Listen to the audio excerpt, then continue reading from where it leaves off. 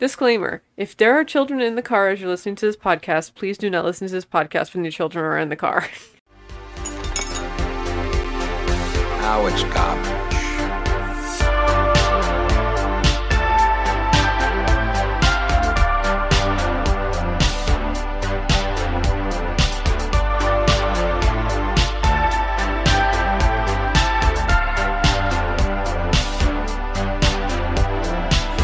Just another movie night. So there's nothing better to do on a long, hot day of housework than to grab a pizza, get a beer, chill out with a good movie.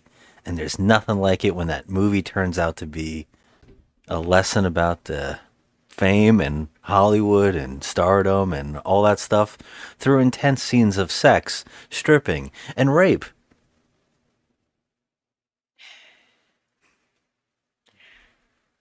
We watch ShowGirls. Hey everybody, welcome to the show. We are just another movie night. And I'm Scott. And I'm Joe. And I'm barely here right now. Guess what we're doing? Talking trash. Nothing sums up our show, Talking Trash, like this particular film. Talking trash indeed. Talking Trash. This is our show to spoil, debate, shit on, and give second chances to the lowest rated, the much debated, the often forgotten flicks of the internet, all while asking the question, is this the worst movie ever made? And if not, what is? Because on the show, we truly believe you can't review all films unless you know what the worst is.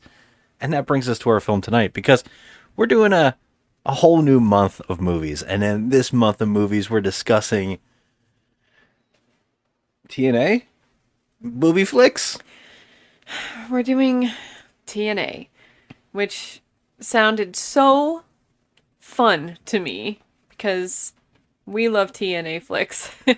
We watch a lot of bad movies, such as Andy Sedaris and all his movies. It goes hand in hand with watching all kinds of movies, especially bad movies. TNA is a giant subgenre of all bad movies. I mean, probably the number one thing about movies that are the cult movies usually fall in that TNA overload. Yeah, and they usually have something extra to go along with it to make it that much more interesting and fun. However. Yeah, I mean, well, that brings us to what we chose to watch first, because a few weeks back, or whatever it is, a month ago, or whatever the hell it is now, or 2 months back, we watched a movie where we discussed a couple things. One of those things, I think, was we mentioned how you had never seen ShowGirls. I never wanted to see ShowGirls because everyone says that it's just pretty much the biggest piece of shit ever made. Everyone? A lot of people. No, I think that's pretty much debatable now. There's two different groups of people. Mm-hmm. So the movie people that really enjoy good films will say that this is the biggest piece of shit ever made. But the cult people are saying that this is one of the best culty, so bad it's good pieces of crap. Actually, people just generally like this movie. Okay, well, those people need I'm going to say there's two people in the world. The people who hate ShowGirls and the people who love ShowGirls. Oh my God. I don't think there's many in the middles on this movie. I think this is one of those divisive films that goes in only one of those two spots. I find it very hard to believe that someone was like, it's okay. No, there's no, it's okay. All There's right? either, I love this movie for whatever reason, or there is, this was a disturbing piece of shit. I can only tell you, okay, this is my first viewing. This is my first and last viewing of this movie. I definitely had a mind-boggled experience because I didn't expect any of what I saw at all. I thought it was just going to be one thing. It was going to be about one thing, and I thought I knew how the whole thing was going to go, and I was thrown for a loop. Yeah. Well, let's just get this out of the way first. We're talking about Showgirls from 1995. It has a 5.1 on IMDb, which my is in the God. middle ground now. Oh my because I God. think the two tug of war. It had 74,000 reviewers. Oh my God. It has a 23 on Metacritic. It was directed by Paul Verhoeven, who did RoboCop, Basic Instinct, Starship Troopers, and Total Recall. Oh my It was God. written by Joe Estaras. I'm probably saying this terribly. Esterhaz. Esterhaus? Esterhaz? Esterhaus? Mr. Esterhaus. I know exactly what I thought when I read it. He wrote Flashdance. Okay, I love Flashdance. Yeah, another stripper movie. Esterhaus. Esterhaus? Whatever. Yeah, whatever. It had a $45 million budget. Oh my God. It grossed nearly 37, so it was considered a giant box office dud. But it went on to be one of the biggest selling home video successes ever for MGM, selling over $100 million worth of video cassettes, re-releasing it on multiple box sets. Paul Verhoeven was the first director to ever show up to get his Razzie for Worst Director and Worst Movie at the 16th Annual Razzie Awards. Director of Showgirls and perhaps the world's greatest sport, Mr.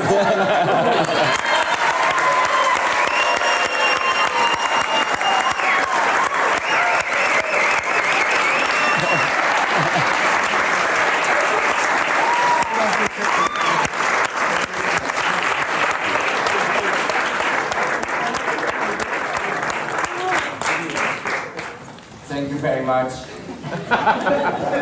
The worst thing happened to me today. I got 7 of the worst awards. And I'm very happy because it was much better, much more fun than reading the reviews in September. Thank you so much.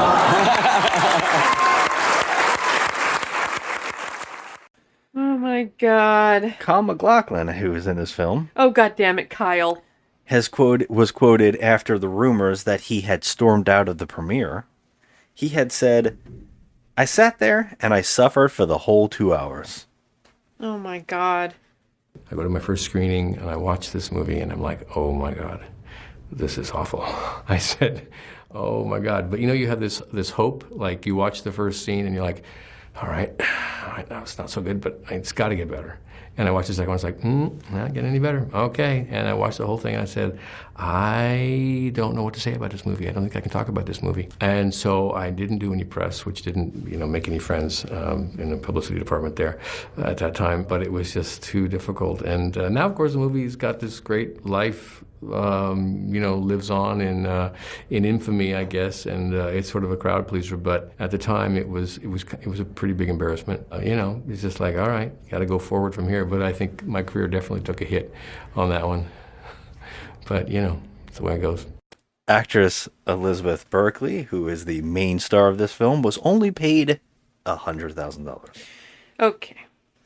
That's disgusting. First of all. When they did interviews for the special edition re-release in 2014, I believe, for the box set of this movie, she asked them for an extra $2,500, and they refused. Okay, I have something to say about that, and I'm sorry. I might sound awful, and I might get some crap for it, but you know what? I don't care.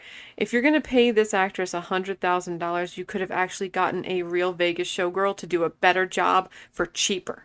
Okay, this girl cannot act. Okay, well, let's back that up, okay, before you get into that, because there's a lot of information on this, and I personally think that it's a shame that she was only paid $100,000 to do what she does in this movie.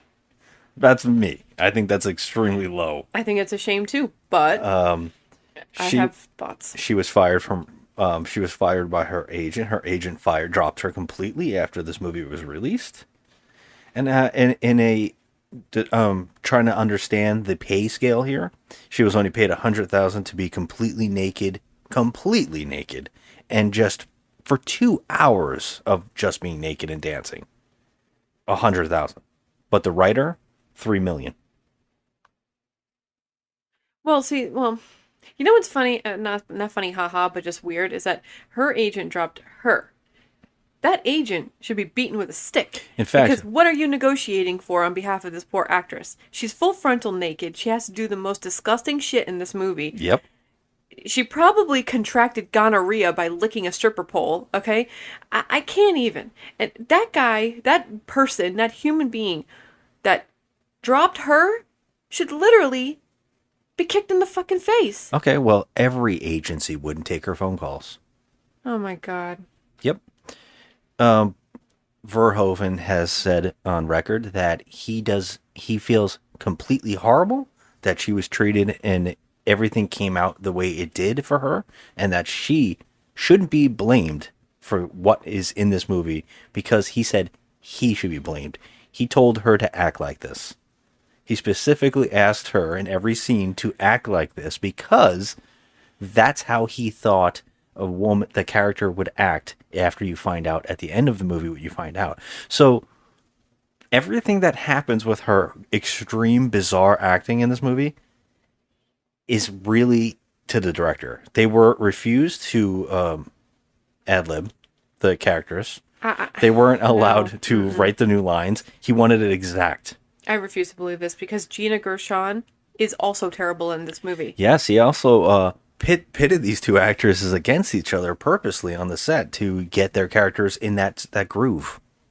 Very weird. I have so much to say on this.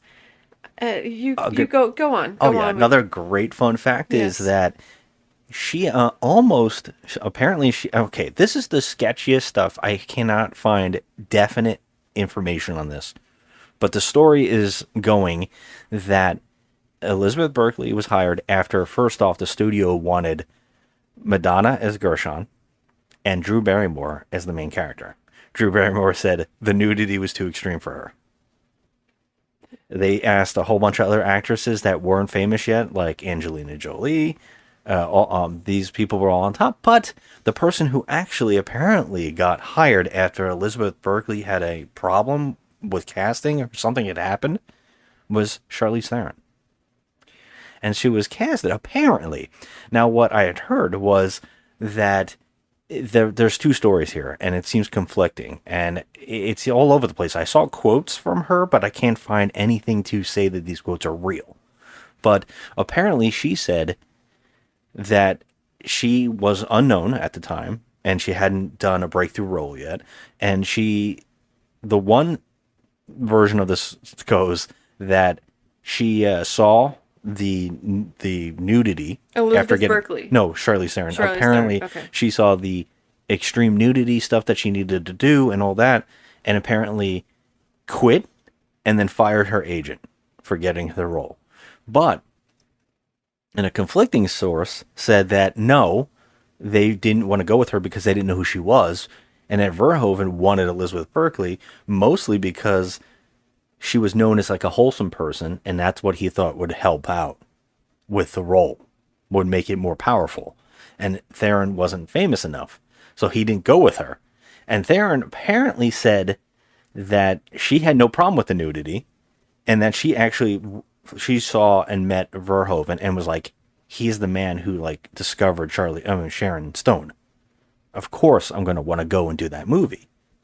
She says that then she didn't get the movie, and then she had in later life, this is apparent, I can't find information to verify this, but she said that she met Berkley, and after the disaster, because even Verhoeven said it's good that Charlize Theron didn't get it, because she would have gotten dumped on like Berkley has. And she said apparently that she ran into Elizabeth Berkley and they had a conversation, and she said that Berkley was very upfront and funny about her experience and what had happened to her. And she said, this is like, again, I don't know, but said that Berkley was an amazing person and took it in stride.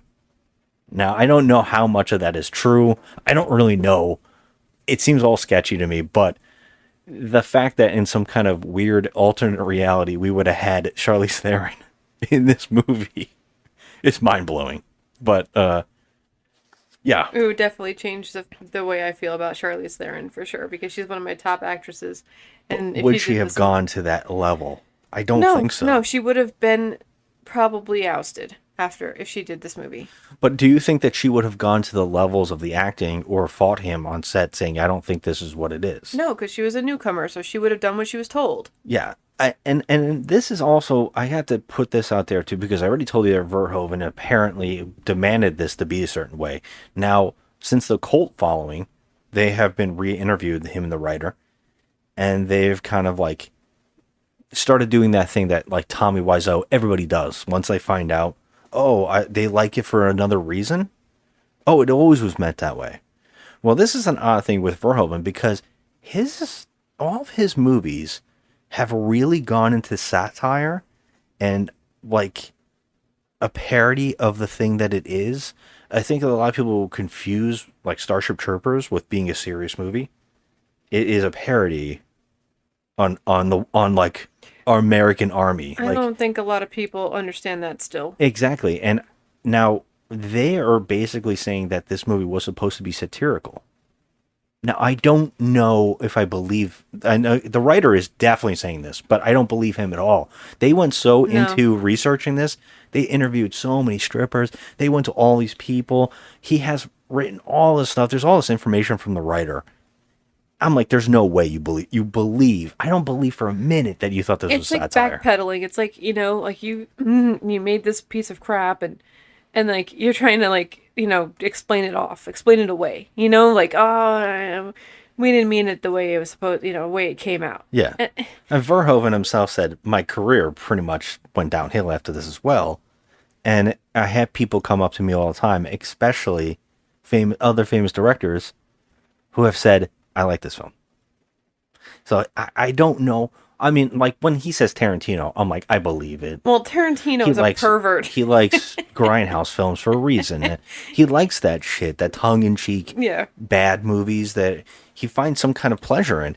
There's a really good story. Again, I can't find any information to prove this, but Steven Spielberg asked for a copy because he didn't go to the premiere because he likes to see everybody's films and like give everybody a chance.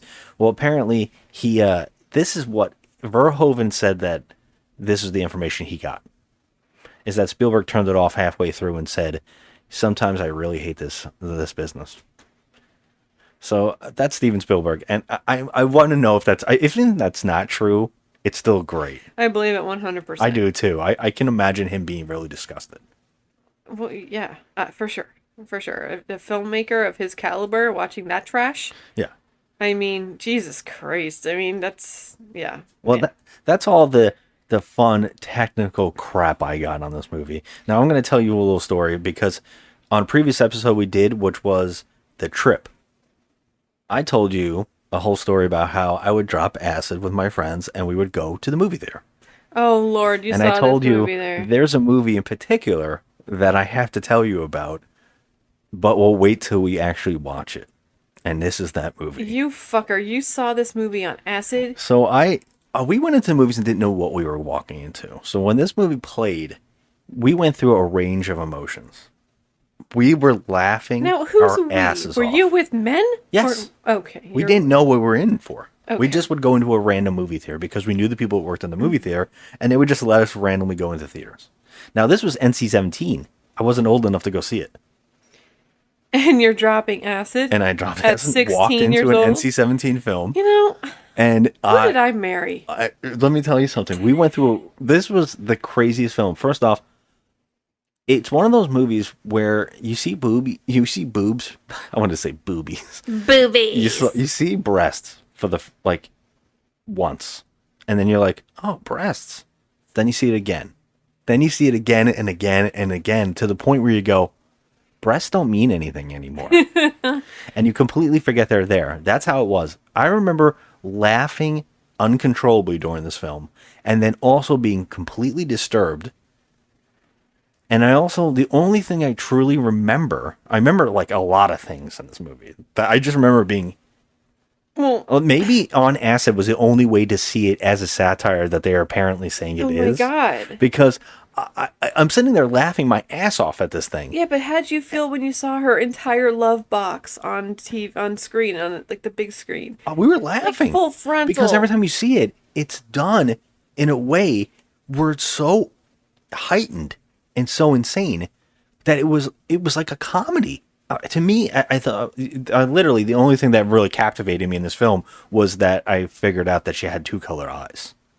And in the movie, I kept staring at him like, does she have two colored eyes? Yeah, they're really pretty, actually. That tells you how much my mind was. But when we got to the end of this movie, it was to the point where we thought we were going to be on a bad trip, so we had to leave. Oh my god. So now I'm rewatching it for the first time over blank amount of years. How do you feel now? Do you still feel like you're on a bad trip? Well, I remembered it. This is the craziest thing about me. A lot of people always laugh. They're like, do you remember every movie? How do you do it? Do you write them down? And I say, no, I don't write anything down.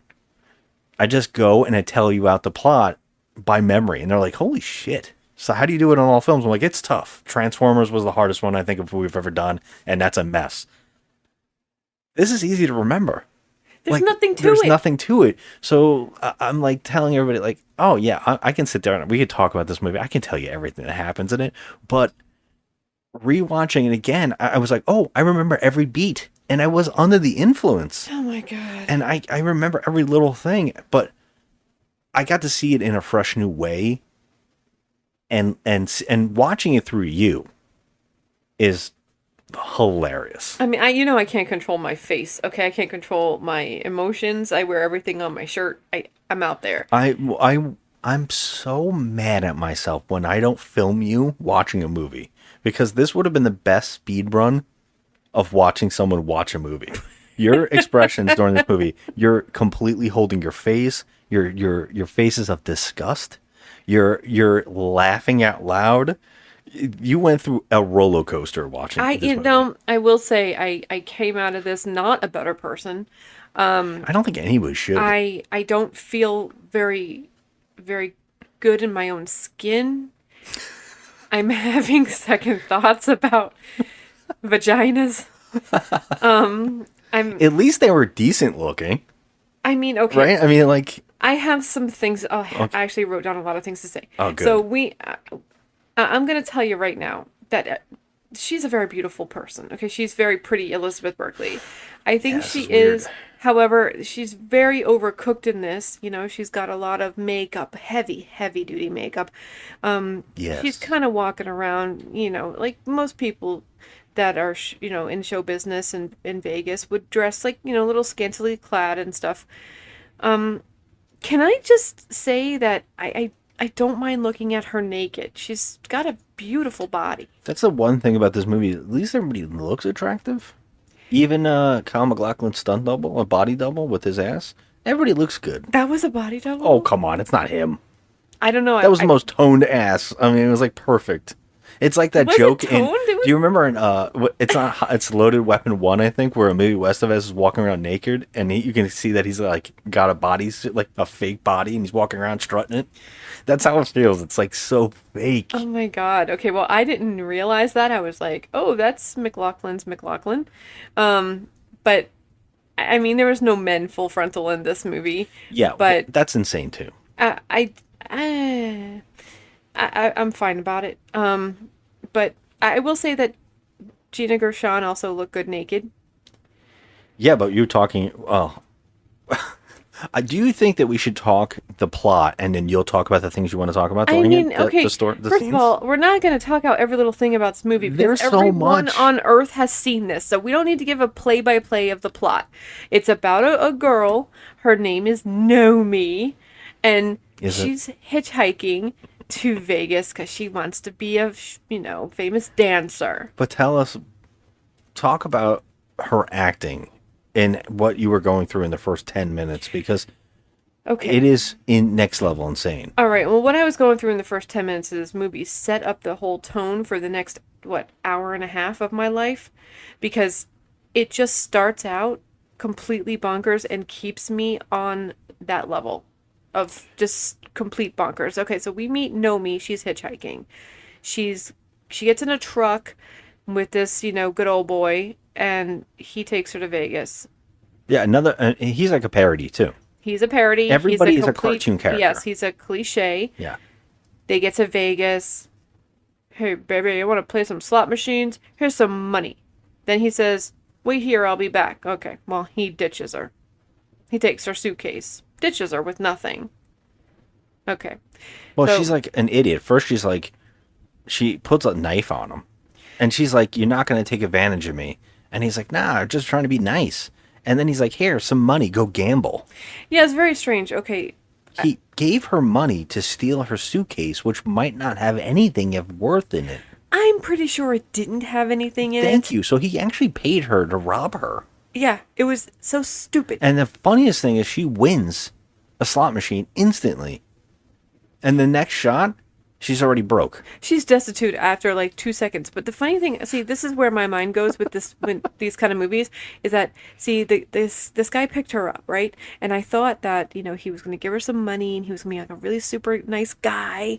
And the whole like cliche was going to be like she ends up with him at the end of the movie. I was thinking he's that Mr. too. Nice Guy. It reminds right? me of the Leprechaun in Vegas movie where it's like the same thing. The girl, the hitchhiker on the side of the road, and he picks her up, and she's gonna, you're gonna take advantage of me. And he's like, no, I'm just a nice guy coming into town. Yeah, It's like the that. reversal. Yeah. So I thought that was gonna happen, but no. He just buggers off and takes her suitcase. So she, oh my god, this acting, the scene. Like I was like, wait a minute. When she figures out that he has ripped her off, she figures out that he has, run off on her. She runs across 3 lanes of traffic, flailing about, okay, like a psycho. She gets to the empty parking spot where his truck was, and she's literally just screaming and she starts pounding on a car in anger. And the owner of that car, her name is Molly. AKA the only good person that exists in Vegas. Decent human being in Las Vegas. So she's like, hey, why are you banging on my car? What are you doing in my car? And Elizabeth Berkley, know me, is screaming and carrying on like, just a lunatic. He stole my suitcase, blah, blah, blah. So what does this girl Molly do? She hugs her. Which Elizabeth Berkley starts almost making out with her face. Yes, and I was going to bring that up. First of all, it was a little too sexual. It was very odd. Okay. Yeah. So I'm like, okay, she just laid eyes on this girl. All right, whatever. So the next scene is that they're sitting in some fast food joint, Molly and Nomi, and she took Nomi and bought her some food. Now, if you can please help me with this scene, because I want to know what she's doing to those goddamn French fries. There's 2 things I gotta say real quick. I have to point out that we should have known how crazy this movie was right out of the gate when he found a parking spot in the Vegas Strip like instantly. That made me laugh. It was like right there in front of a hotel. Yeah. That made me laugh my ass off. 2, because we've been to Vegas a lot. We'll put that out there. We've been to Vegas many, many, many times. And not many times have I met bad people. Like, I know they probably exist. We don't go to like those big parties or whatever. But I can't say that I've ever been like, this movie portrays everybody's a scumbag. Oh, everyone. It's and the insane. only nice person is Molly. Now, it's Molly brings the food to her, and I have to talk about what you get. 2 skinny girls get the big gulps. 2 gigantic cups of big gulp sodas, and she tackles this soda with a straw, jabbing it over and over, and then starts pouring ketchup by slamming the ketchup. And then every time Molly talks, you can actually hear her pounding or punching her french fries. So, what was in your suitcase? Nothing, just my stuff. Everything I had. I just got here.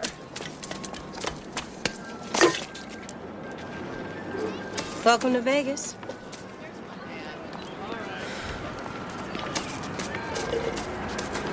You know anybody here? You got any family that you can call? I don't have any family.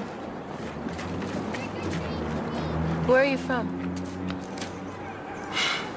Back east. From where back east? Different places. I need help with this scene. I don't understand it. What is she doing to the fries? And then she freaks the fuck out. She's okay. Can I just say something about this Nomi character? She is angry as hell. She does not have one moment in this whole entire movie where she's not like snarling or, snatching something or just being nasty and mean. The word that sum her character up is cocaine. It's like she's on a rampage of cocaine addiction. It's like crazy. She's just speed, constant speed, very angry and very fast and very over the top. Either going from sexual to anger. Yes, in a heartbeat. It's seriously like Jessie Spano in Bipolar. that episode Yes. of when she's taking the Thank you. speed to stay awake because she has to study. That episode of Saved by the Bell, when she is freaking out, is this entire film. It is the entire film. And that scene is very mocked for being terrible on Saved by the Bell. Like how badly melodramatic it is. Mm-hmm. Your costume? Right, I gotta wash my hair. No, there's no time. No time! There's never any time! I don't have time to study! I'll never get into Stanford! I'll let everyone down! I'm so confused! Jesse, hey, just calm down. It's okay. You're right. It's okay. Everything will be okay. Yeah. I just need one of these. Pills? You mean you really are taking drugs? I need them. Jesse, give me those. I need them, Zach! I have to sing! Jesse, you can't sing tonight. Yes, I can! I'm so excited! I'm so excited!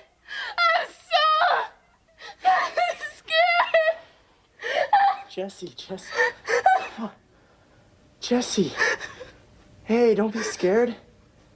Listen, we'll get through this. Hey, come on. Remember that time when we snuck out to CET and riding home on our bikes?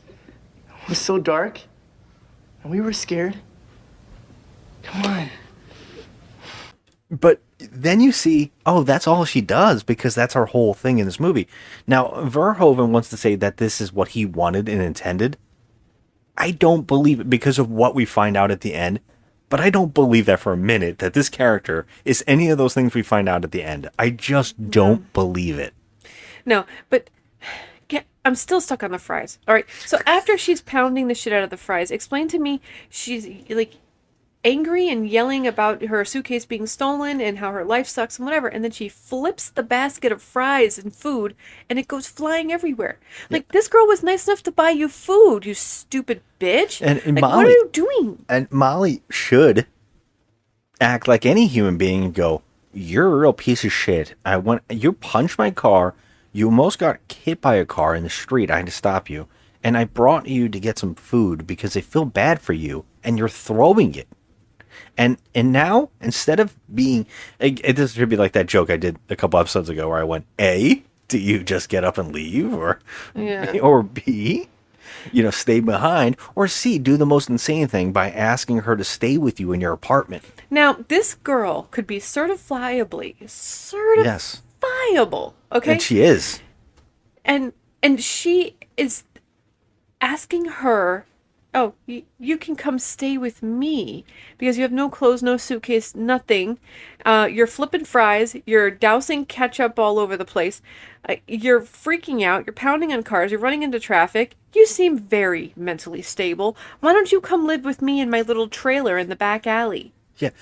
And now she does, right? Okay. And she's so happy about it. Now, how many weeks do you think go by? Okay, several. But here's my top question to you. Okay. Please. Now, this girl, Molly, has a pretty decent job. Yeah, this is also peculiar. Yeah, this is weird. What is she doing in this shithole? She's a professional dressmaker who's working for a Vegas show. She works at the Stardust. Stardust doing a very high-end show. I mean, let me tell you something. Wardrobe and makeup. Stardust is like on the low end of any of these casinos, and it's very funny that it's the one that everybody acts like it's very hot and popular. Yeah. It's like the low end. Well, it's not around anymore. Especially since the characters are walking around Caesar's Palace through a lot of the scenes in this movie. God.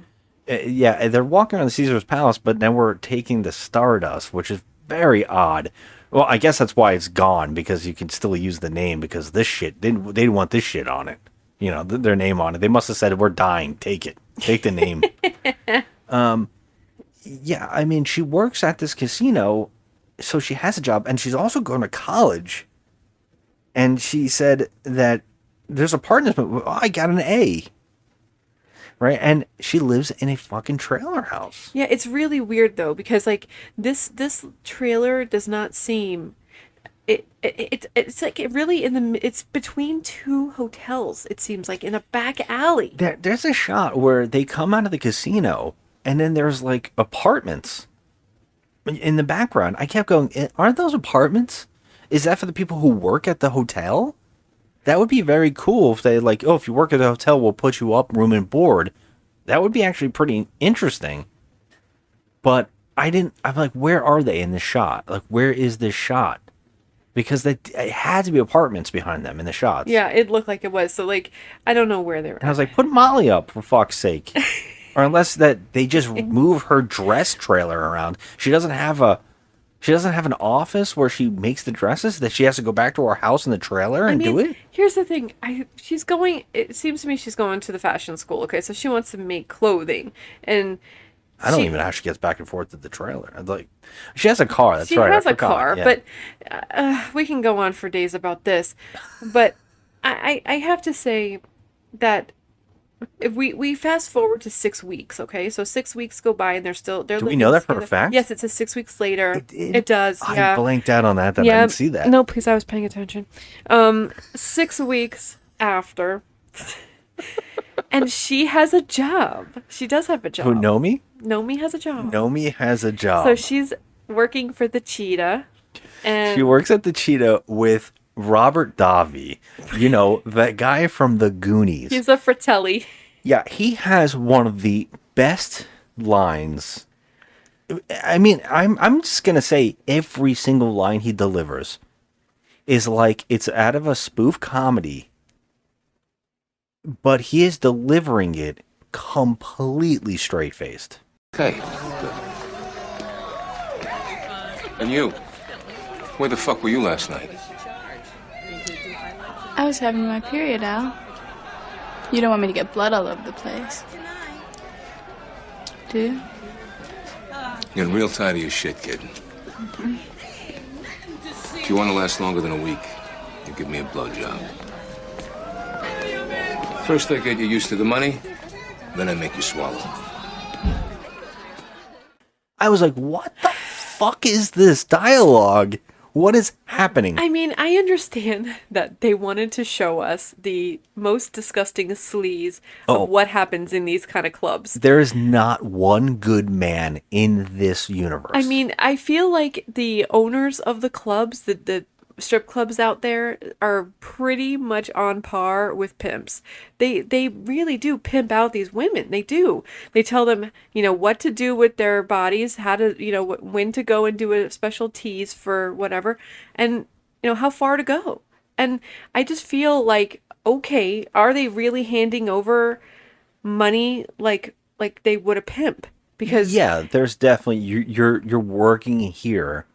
It's like a person working waiters and stuff like they split the tips up at the end of the night or something like that. I know some people don't. I don't know how it all works, but I would think it's like that. I would think that they have to split the wage because they're allowing them to do it in their house.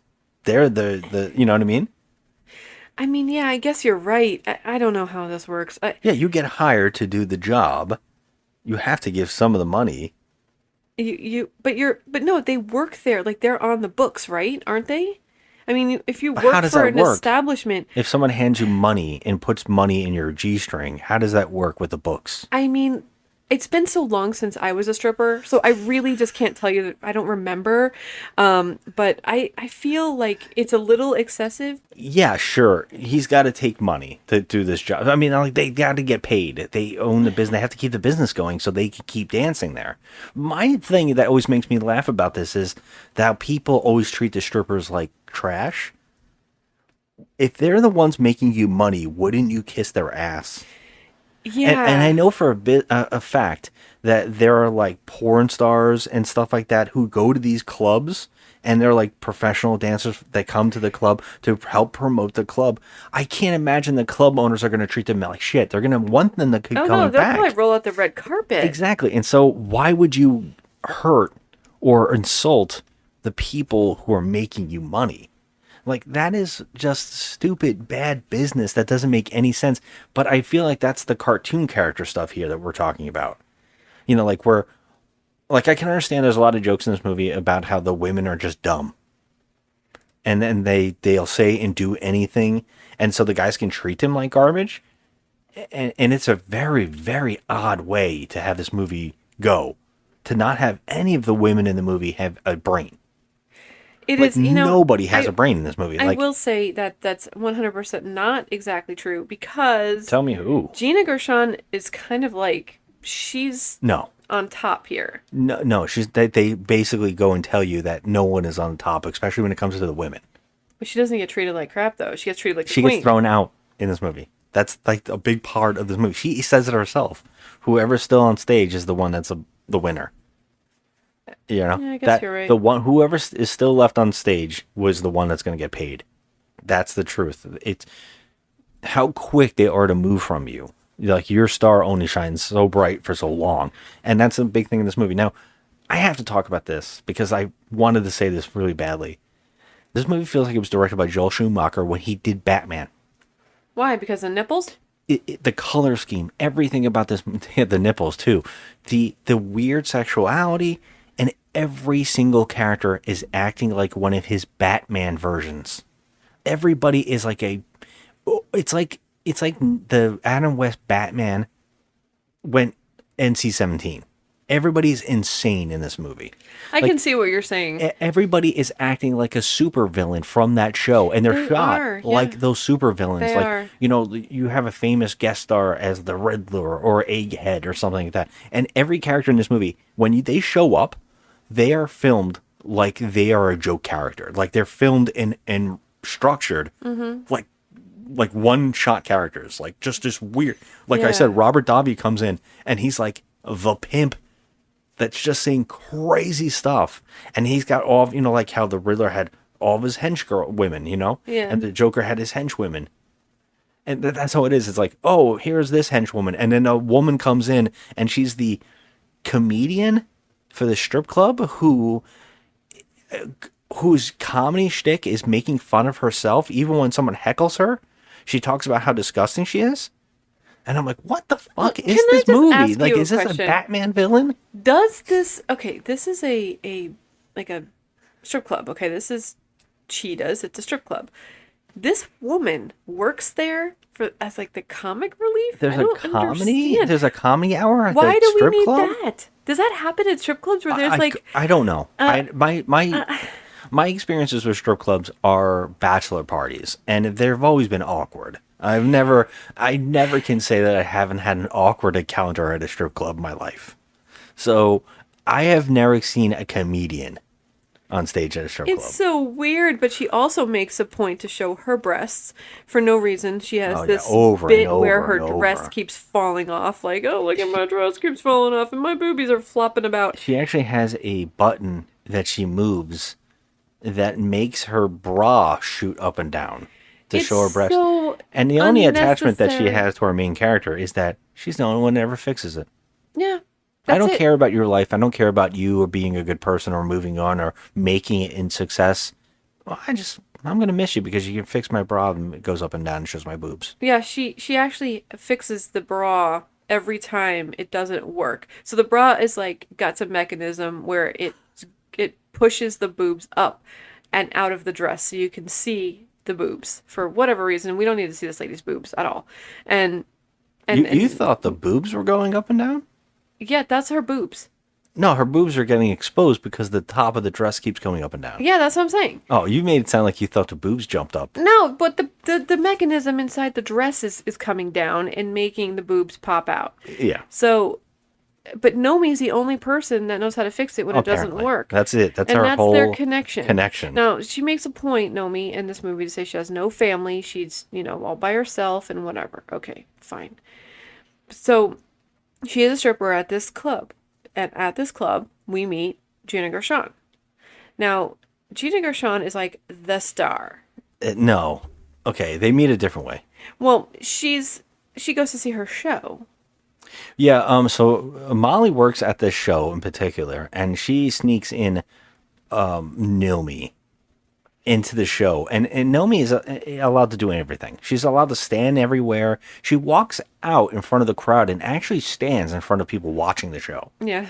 And she's and then the funny thing is, like, Molly will say something like, "Go up there," and then she's like, "Can I go up here?" I'm like, what the fuck is this movie? Like, she told you, go up there. There's stuff like that in every shot in this movie. Do you think for 2 seconds that why did they go out of their way to make her this dumb? She's dumb. Like, that's what I'm saying. I don't understand. It doesn't make sense when you find out what you find out. It's so crazy. And to talk about the show, we've been to a lot of Vegas shows. All right, this is one of those topless, which we've been to some of these. This is like the worst show. I don't know what's happening in it. It's like a volcano queen is being born out, and then there's some sex stuff. There's a part in the show that has a motorcycle fight. I don't know, rape. But like everybody is wearing like they go from wearing like just a thin layer of like tooling over their bodies to bondage with their boobs popping out. And I don't understand what's going on in this show. It's so weird. Isn't it called Goddess? Isn't the show something called like that. Goddess? And this turns on Nomi so much. When she's watching it, she's almost orgasming. Yeah, because she wants to be up there. She wants. Is that what it is? Just fantasizing the fact of being up there, or it's like when you took me to see the Rockettes. I was like, oh. Did you start stroking your body? I wasn't stroking my body, but I was just like, oh, I wanted that for myself. But I don't. It goes a little too far with her, but everything is over sexualized with this chick. Everything. Yeah, everybody. With everybody, yeah. It's like over sex. And so she is introduced to her backstage. Nomi finally goes to meet her because she's like in awe of her, which is Gina Gershon. Yeah. And who has the worst accent and the worst acting? I couldn't take it in this. She acts and dresses again, like I said, Batman stuff. She is like the Catwoman of the Batman TV show. She dresses crazy. It's always like tight stuff. She looks great. She looks great in every outfit. Her body looks great. But she's so over the top. It's like how Catwoman was over the top sexualized. This is how she is every shot. Did you enjoy that out there? Yeah, darling, I think I did. I hate you. I know. She's doing mouth stuff, licking her lips. She's doing so much overacting with her mouth. But she instantly insults Nomi. Mm-hmm.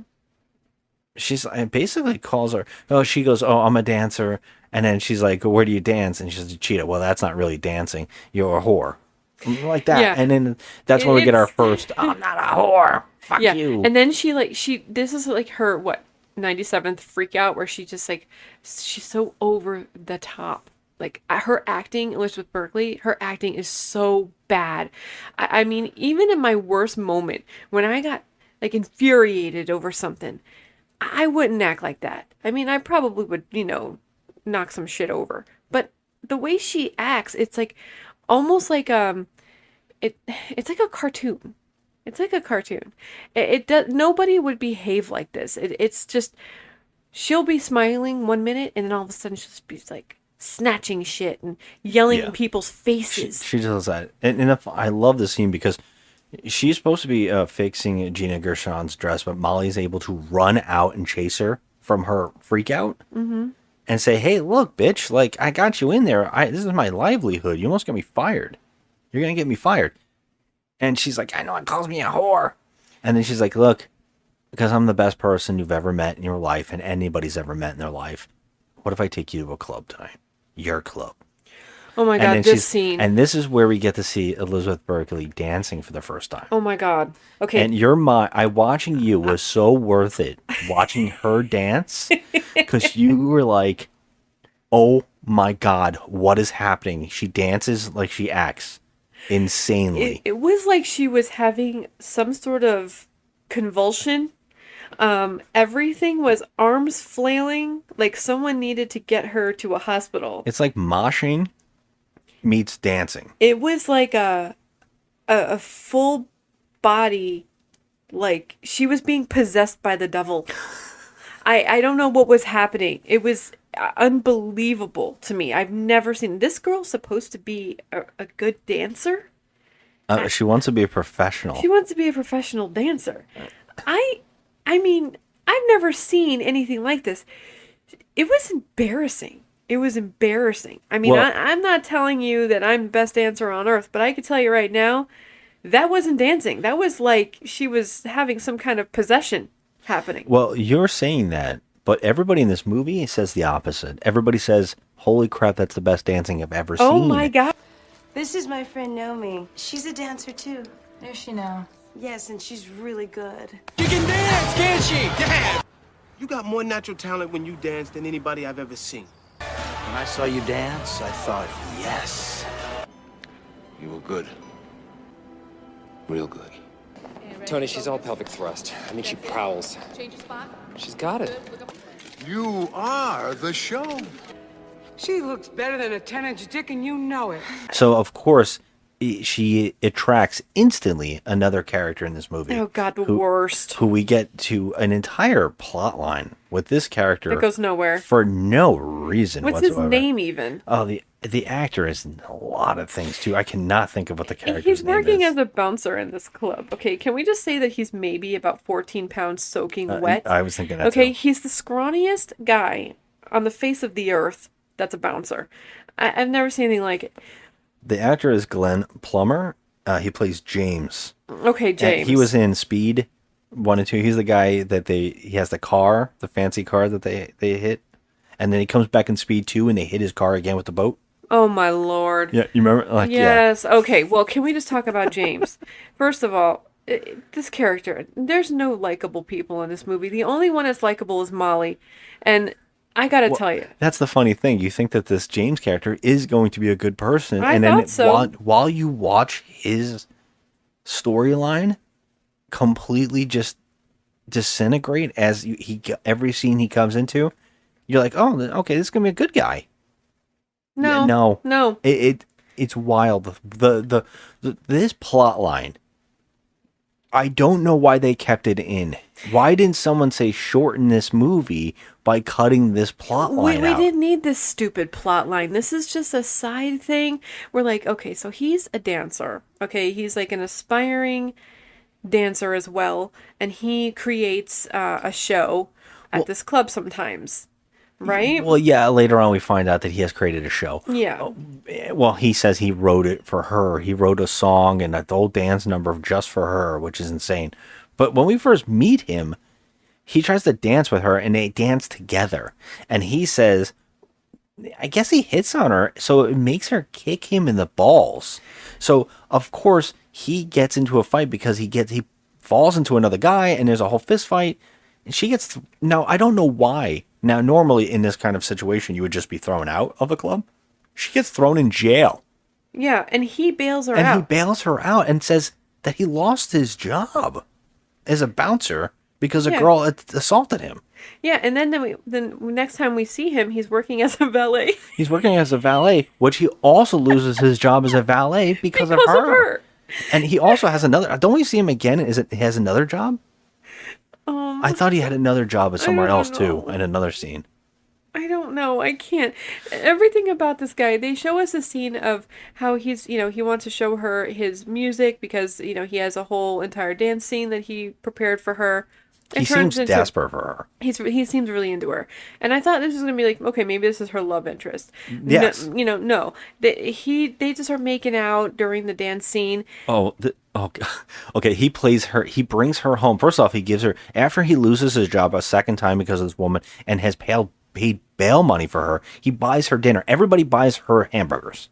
And she eats the hamburger just like she ate the french fries. She shovels it in her mouth and throws and litters. And we're supposed to, and he goes, you really like talking about yourself, huh? One thing that I was in shock because first of all, this girl, there's no way she eats a hamburger. Okay, I know. Look at her. And she is gobbling the damn hamburger. She literally, you can see through her unless she has some sort of I don't know, maybe good metabolism or something. I don't know, but she also dances, so Well, when maybe a couple dance scenes, she is drenched in sweat. So, yeah. I guess that she's working that off. That was like over oiling, by the way. I laughed at that too because it the other was- girls are not having anything on them. Yeah, over oiling. Well, he brings her back to his place to show this dance and the thing, and of course it's his bedroom. And now he shows her only 2 moves, and she has them instantly down pat. And then she adds in an entire dance fuck scene where he basically does a lap dance on him. And does an entire sexual thing to him to the point where they're about to have sex and they start making out. I mean, it's full tongue and all over each other's faces. And then he reaches down and she says, "I have my period." But the most disgusting thing, this director left in things and added things in this movie that did not need to be there. Okay, she's like, "Oh no, I have my period, I can't," and he's like, "Well, let me find out or whatever." He goes down there and brings his hand back up and he goes, "I have towels." I was like, okay, there's no way I could possibly be more repulsed. Okay. Yeah, she tells him, "You can fuck me when you love me." Yeah. I'm like, Jesus Christ. like, Why don't you start with that? I gotta tell you something. This Nomi character, she's fucking awful. She's vile. Okay. She is so disgusting. Everything about her, I can't take this woman. I can't. We're gonna have to go move on from this James character. Well, James is so interesting to me. But okay, we go and now we get to see her next dance. We see her at the cheetah dancing, and this is where we see her. Probably the most well-known shots of dancing or from this movie, where she licks the pole that everybody's been riding. And has their I know they wipe them down, but Jesus Christ. Oh, no. She licks the pole. There's some crabs on there. She sees that Gina Gershon and has brought her boyfriend, Kyle MacLachlan, who is the talents agents. I don't know, for the casino. He's the guy who brings the talent. He's a talent scout for the casino. Very weird. And he's again a cartoon character. He's got one hair slicked over to the side. The 90s do. Yeah, the 90s. He do. looks That's what he's so got. fake. There's something about him in this movie. He looks so fake. As being a fan of Twin Peaks, he just looks like a cartoon version of the actor. It almost doesn't look like him in shots. It looks like he looks like the typical porno director. Yeah, it's wild. The actor has so much stuff to say. It's so funny listening to some of this, reading some of the stuff he has said about this movie.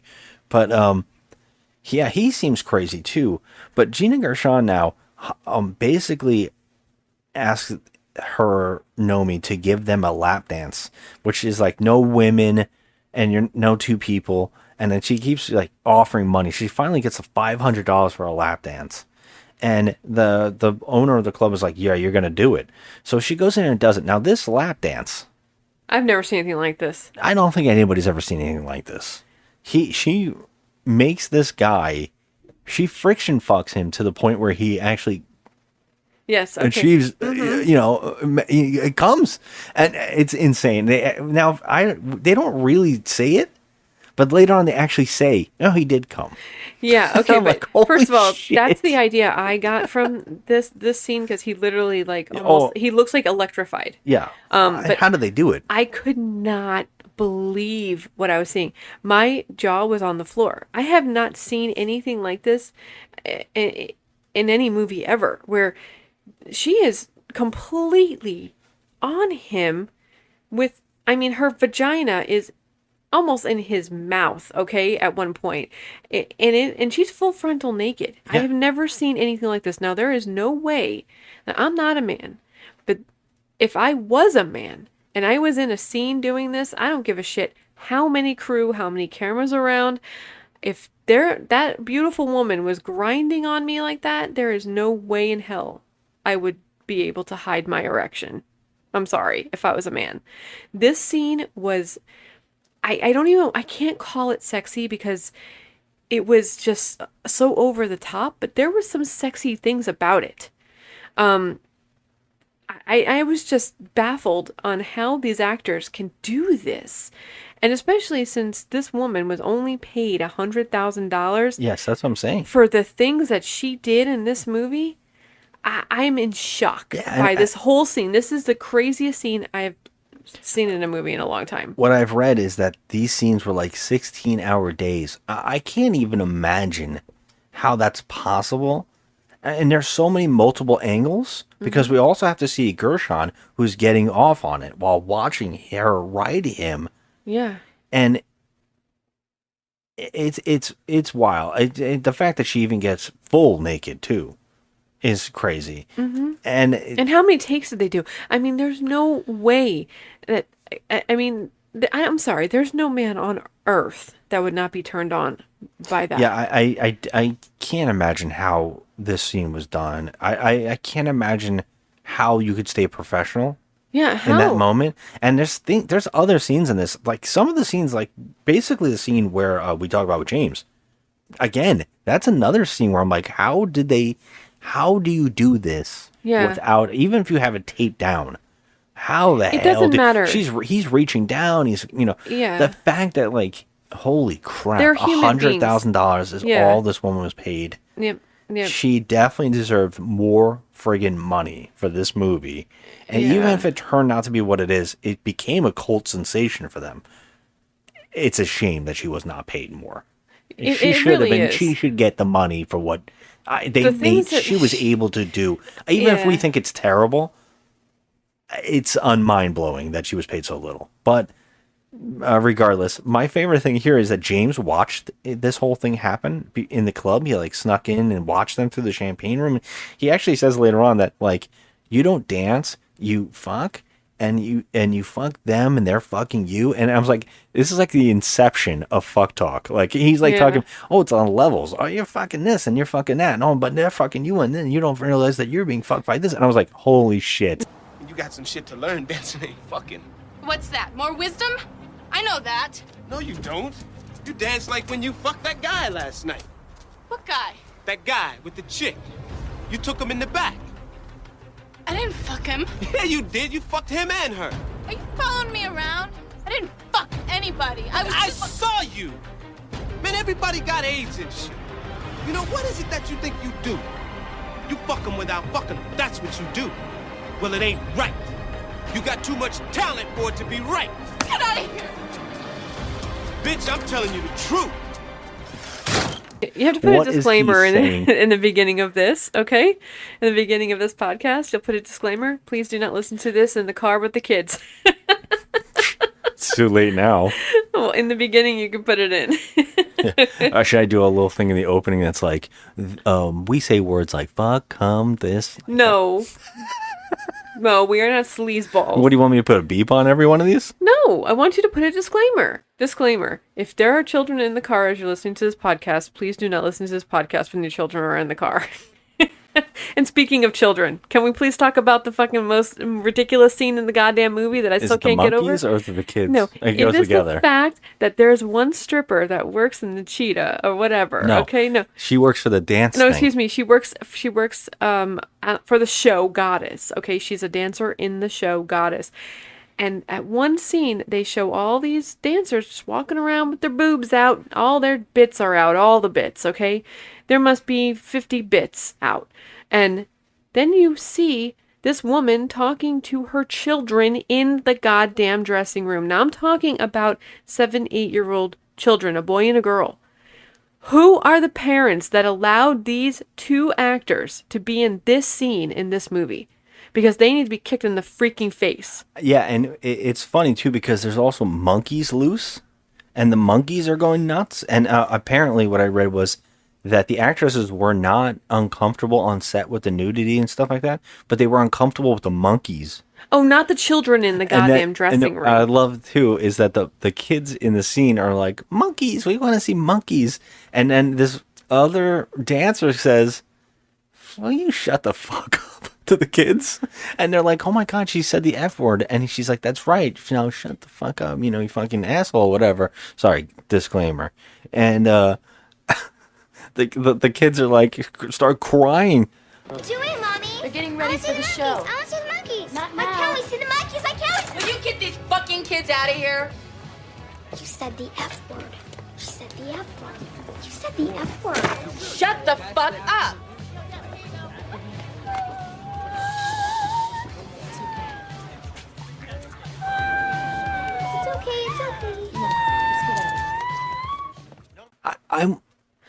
I want to know. You know how they remember when we watched that one movie with the kid? Remember that one movie with the kid that was in the room with the woman who was naked, but they used a double. Remember? And they said, I said to you when we were watching that movie, it was a Giallo movie, and I said, "Oh yeah. What the hell? Whose parents?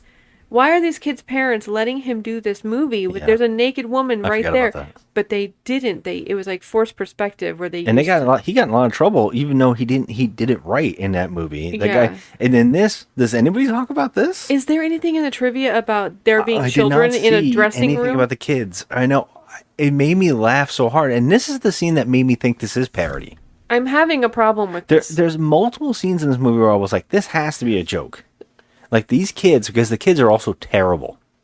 Oh, they're terrible. It's And like they don't last they're long. again cartoon characters. They're only in seconds. They're but only in it for a second, but however, it's also to I'm- only establish that these two dancers hate each other's guts. yes, which it comes back. Yes. Yeah. So that doesn't even matter. It Elizabeth Berkley gets hired. We should say that. Let's just say she gets hired for Gina the show. Gershon was so impressed by her writing skills on her boyfriend that she's so turned on by Elizabeth Berkley and owning her, like just destroying her. It's like a sexual empowerment. You know, it's basically like, well, I want dominion over you, and that's what gets me off. And that's what this whole movie is posing, that anybody has power wants to completely destroy someone else sexually and mentally. Yeah. And that's all these characters all want to do to each other. And so they hire her at the dance, and we get a whole thing where she gets hired, where, you know, They show us like the whole entire thing of how these girls just get cast aside because, you know, they don't smile too big enough, or they have one eye that droops, or their nipples aren't perky enough, or they're some insulted horseshit. constantly. Insulted, dismissed, just, you know, insulted really like to the point of almost abuse, okay? And this is the audition that she has for the show. And Gina Gershon set this whole thing up. And she actually gets hired, but not before they show us the absolute horrors of what these show producers do to these women. You know, like a lot of these women are just trying to make it in show business. They just want to be dancers. They just want to pursue their dream, and they get treated terribly. Like it's bad. I'm just baffled by how, and I understand they were going over the top and extra to show us how shitty these producers are to people, and how you can just be dismissed and, you know, disregarded. Yeah, but you know what bothers me about this is that the director of the show, who's the one belittling the women, he's got like two underlings. One of them, we were laughing, is named Gay. They constantly say it, this woman, and she gets mad later on when another character does something bad to another character. And I'm like, really? Do you have the place to say anybody is bad to somebody and then you don't like it when you know how this man, your boss, is treating the other women that come in here?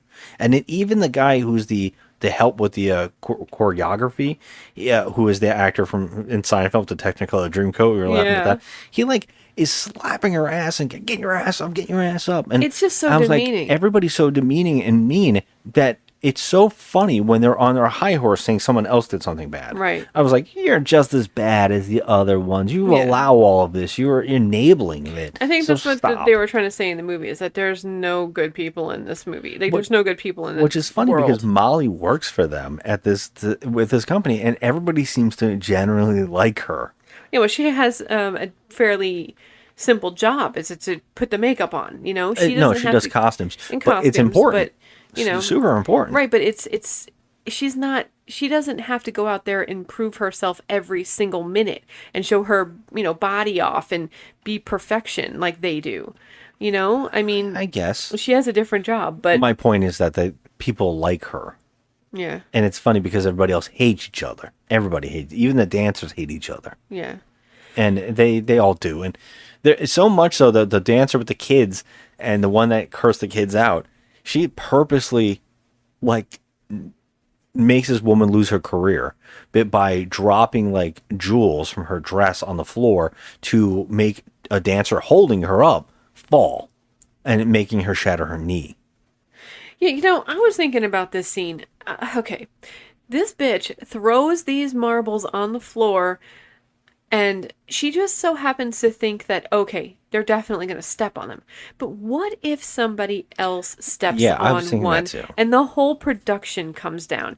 Do you know that you just ruined your own show, you asshole? Well, she did. She ruined the whole show for the night because the next shot is that everybody is out of the crowd and Yeah. she's still on the stage. Yeah. So they had to like get people out. And I'm like, that's crazy. It's only like the third night. And it's only like Elizabeth Berkley's like third or fourth night working on the show. Right. Like, I mean, if it's, I think that it feels like this is only the third show they've ever done. Elizabeth Berkley's only done 2. Yeah. It's very odd I how don't it's all know. working out. It's very strange. It moves so quick that you don't really know. But of course, all the things that you think are going to happen in the sense that, with Elizabeth Berkley's character, she's going to want to become more famous. Gina Gershon's trying to destroy her, sexually and mentally. There's a lot of sexual, like, attention, a lot of sexual innuendos, a lot of sexiness between the two of them, but they never actually do anything together, her and Gershon. So it's like Yeah. weird. Like they love each other, but they hate each other, and it's sexual, but it's Constantly going back and forth, hot Yeah. and cold. Yeah. hot and cold. Yeah. And then she sleeps with Kyle MacLachlan. Nomi sleeps with Kyle MacLachlan, who is the boyfriend. Yeah, she gets revenge on her. Which is a weird. Can we just talk about this sex scene? Oh my god! First of all, she's going to get a yeast infection having sex in the pool. But we didn't talk about the most important thing in this whole movie, which is Versace. Okay, so she gets a lot of money for that lap dance, $500. So she goes to the store, which we notice is the Forum Shops at the Caesar's Palace, and she finds a dress in a window, and she's like, "Oh my god, I gotta buy that! I have money now." Yeah, but the funniest thing is Molly's like, I can make that dress, and she's like, no, I can I afford want to it. buy that dress. Yeah, I can afford it. I want to buy it, and it's It's like, from damn. Versace, and she makes sure she Versace. tells everyone it's from Versace. Versace. Nice dress. Thanks. I bought it at Versace. In the forum? Oh yeah, Versace. I love Versace. Me too. She has the goddamn IQ of a carrot. I love it when she says that, and everybody's reaction is gold. Versace? Versace. Oh, Versace. You mean Versace? Versace. Yeah. Wow. And Kyle MacLachlan again is a character who seems like a good guy because he comes over and goes, "Oh, it's pronounced this," and that's really nice. I'm glad you got to perform. You look great out there. You're doing a great job. He's saying all this nice stuff. Yeah. And he seems generally nice. Of course, though, He's a worm. we find out the truth before the sex stuff happens. She actually gets offered a gig to go to this like boat show to promote their show onto this club, and they're like, "We'll give you $1,000 to go to the show." And secretly though, you go back and have sex with this guy, and she's like, "Oh no!" So she tells Kyle MacLachlan, "This is what they try to do," and he does this whole front where he's like, "How dare you? Shouldn't treat women like that," and all that.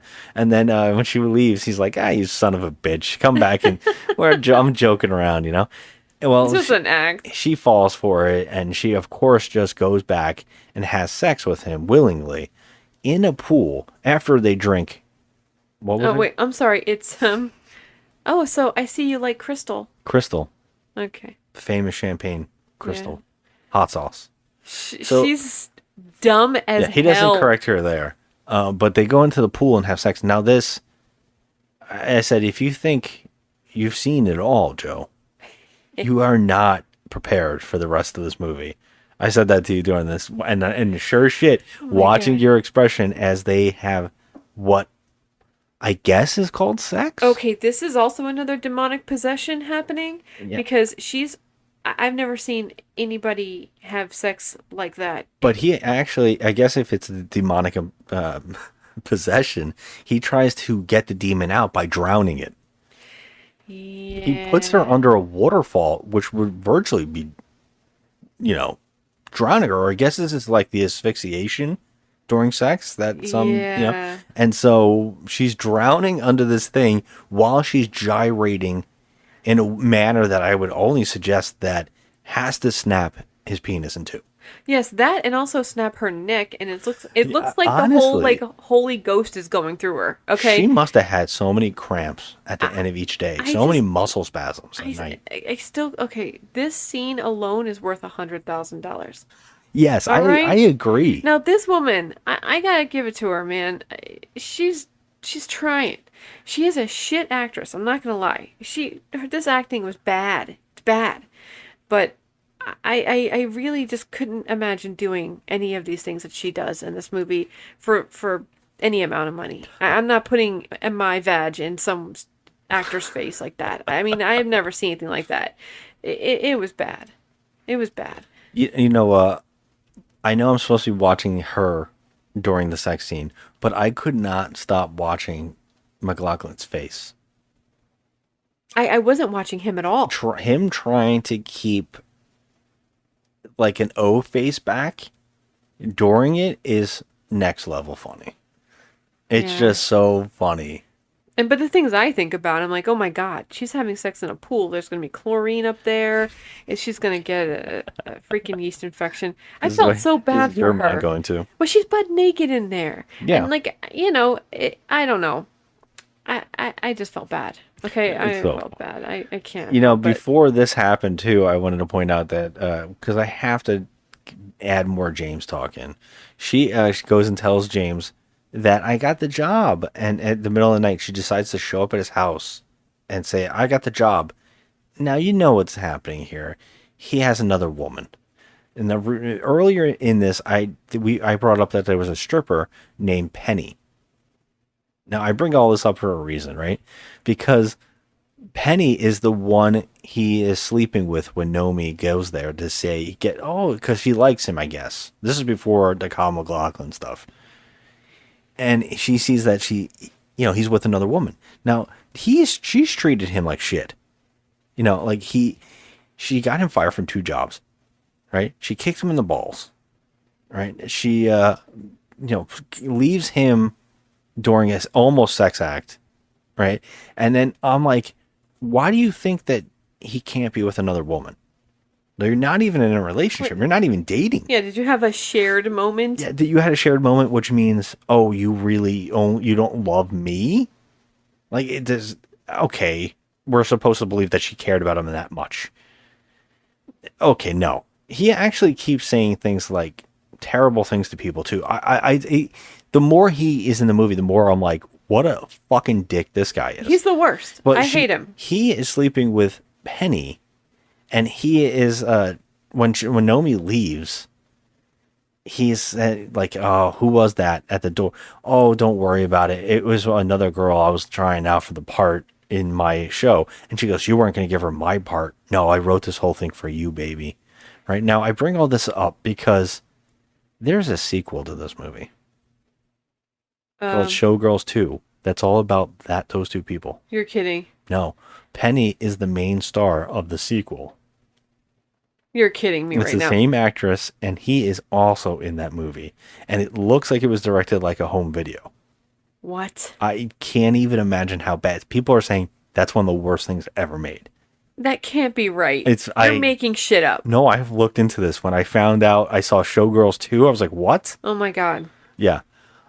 I don't know. And that's funny to bring up because later on in this movie, she remembers her roots kind of a thing when she starts getting famous. And she's like, oh, James and his show is happening soon. Because some reason someone stuck the flyer on her window, which they said goodbye to each other. There's no coming back from it. And so like, who put that there for her is beyond me. Yeah. But she goes to the show anyways at the club, and everybody is booing this guy's performance with these girls. And he comes off the stage and she goes over and she goes, you guys were great. And he's like, everybody hates me. Now, Penny goes to him, do you want to drink? And he's like, yeah, give me a beer, bitch. And she goes, ha ha ha ha, look at this. And she has a ring on her finger. This guy, James, asked her, Penny, to marry him. And because he just called her a bitch. Up. And then he goes, she's pregnant. Yeah, she's knocked up. Yeah. And he just called her a bitch, and she's laughing. Yeah. He's the most unlikable character of all time. Yeah. Do you want something to drink? Yeah, get me a beer, bitch. awful. And yeah, she's laughing about it. So There's he a sequel with realized him. there, but I don't understand how there's a sequel. That's why my mind is blown because he told her, "Oh, I'm gonna have to find a job at some kind of like where? What did he say? I'm gonna have to find a job somewhere at some convenience store or something." Because I have to pay the bills now because I have a kid on the way. Yeah. Something like that, right? So you think that his career is over before it started. Yeah. And there's a Showgirls 2? Get the fuck out. I agree. No. No. And another, we have to sum this up too, because these moments where we get the goodbyes of the other characters that we've set up for no reason that go nowhere, these moments are so funny and bizarre. One of the other ones is that her ex, the strip club owner, and the other woman come to see her show. Like they're buddies. And they actually play nice music. Like it's some kind of Hallmark special all of a sudden. I saw the show. You were good. Thank you, Al.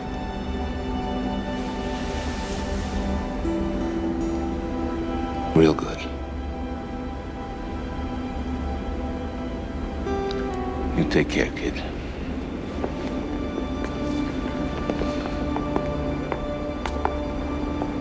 Must be weird not having anybody come on you. Robert And I was Davi. like, what the fuck is that? And they're playing really nice emotional music to the scene. Like these are friends saying it's supposed bye to to be each other. meaningful. Yeah, no. There is nothing meaningful in this whole entire movie, okay? Nothing meaningful at all. This scene, first of all, there's no way that this asshole club owner would be coming down and saying anything nice to her after he talks that way to these girls. And why is he hanging out with a comic? Like, right. Is why? that his mother? Is that a secret? I don't know. They never explain any of it. They come and go out of the scene and it's forgotten. Now, I at this point in the movie, I'm so numb to everything that's happened. I have seen more nipples and more genitalia than I care to in an hour in, 30 minutes? How long is this trash? It's over 2 hours. Get out. Yes. Oh, God. I told you every time you said out loud to me that this is insane. I said, just wait. It hasn't got there yet. And you were like, that's impossible. So then we get the Kyle MacLachlan sex scene, and then your mind was blown. And I said, we're still not there yet. You said, my mind how has could not anything been blown yet. Yeah, you said, what is this movie? There is no movie here. What can it, and I said, Joe, one of the craziest moments hasn't even happened yet. And you're like, how is this possible? Now, at the show, the rivalry between Gina Gershon and Elizabeth Berkley has come to an end because they're threatening to destroy each other. Like basically she becomes her understudy. Her career skyrockets so quick. No, she's not the understudy because she was told no. Oh, that's what I was just about to say. Not the understudy. Her career skyrockets so quickly in this movie. They're like, "Oh, you had sex with Kyle MacLachlan. Now you're gonna be her understudy. No, she's gonna get her lawyers involved. Now you can't be the understudy. Okay, I'll push her down a flight of stairs." And now I took her out of the show, and now Gina Gershon's career is over. And so, okay. She apparently is the head of the show because she's some famous dancer.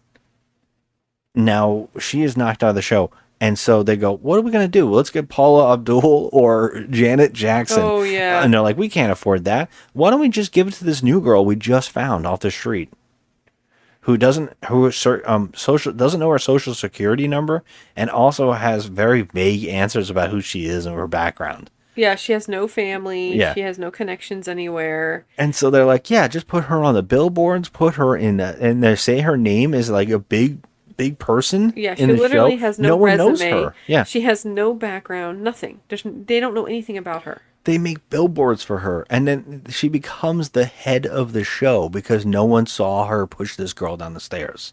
Except Molly is like, you pushed her down the stairs. And she's like, no, I didn't. That other girl, the girl who threw the gems on the floor to make the other girl get knocked out of the show, she stood up for me and she said she didn't do it. She slipped. Yeah. And she's got this freaking... I don't know what the situation is with that chick either. Like, does she know that... She knew that she knew. that Naomi knew she threw the and she didn't beads. say anything. Yeah. Yeah, and she kept quiet about it. First of all, that's fucked. Oh Number yeah. one. Oh yeah. Naomi should have been kicked out of the show too. Well, they were. for not, you know. I think they're setting up the fact that because she says later on, "Can I be your understudy now?" Yeah, they're and I was setting like, that up. "Oh, they're setting it up that she's just they're you're all next." just pieces of shit. Yeah. These people. And okay, now this is the craziest. Earlier in the film, we find out that Molly has it for some kind of big actor of some sort, or I don't know what he is, but he's coming to town. He's going to have a show in Vegas. He looks like Fabio. Yeah, she's so excited about it. And I don't know who he is or what he does, but they're going to have a big get together for Nomi. They're going to have a huge party, and that guy's going to be there. So she says to Molly, "You have to come. That guy's going to be there." And she's like, "I don't want to be anywhere with you." Right? And then Because she thinks that she pushed her down the stairs. She did. She knows she did. Well, Molly decides, whatever. I still love her, and I want to meet that guy. Okay, I have a question for you. Now, I don't know how things work in show business, but after one I don't think the writers do either. One show, nobody in Las Vegas or anywhere else on Earth knows this girl's name. Okay? She just did one show as a headliner, as the star. And all of a sudden, her name is being blasted out in fire at this party. They have a press conference. Before that, they have a press conference with a guy who toasts champagne in front of the media. For one performance in Vegas. I mean, here's the thing.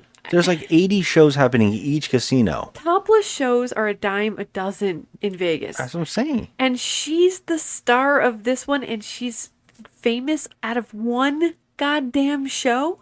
It makes no sense. You're just showing tits and ass just like everyone else on that stage. What made her stand out? Nothing. Yeah. Do you remember she looks like a spaz when she dances. Do you remember that one Playmate show we saw, the pinup, and it was like a famous... Oh, Holly Madison. It was, Hugh Hefner's... Not her. There was another one with the pinup show. Oh, yeah. And it was like, I don't know who she was. But they kept yeah. saying that she was like so famous because of her. And I was like, I don't know who she was. Like, we had to look into it. It was like, oh, okay. Yeah, and she never did take her top off.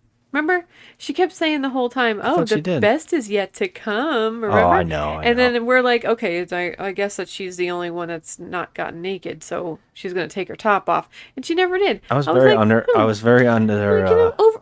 that damn show. underwhelmed. I think I want my money back. It felt like this. I mean, at least... I was like, whatever. Not to sound like a man or a sexist pig or anything, but we know what we paid for. Okay? All right, Nomi. Get Nomi. Get her.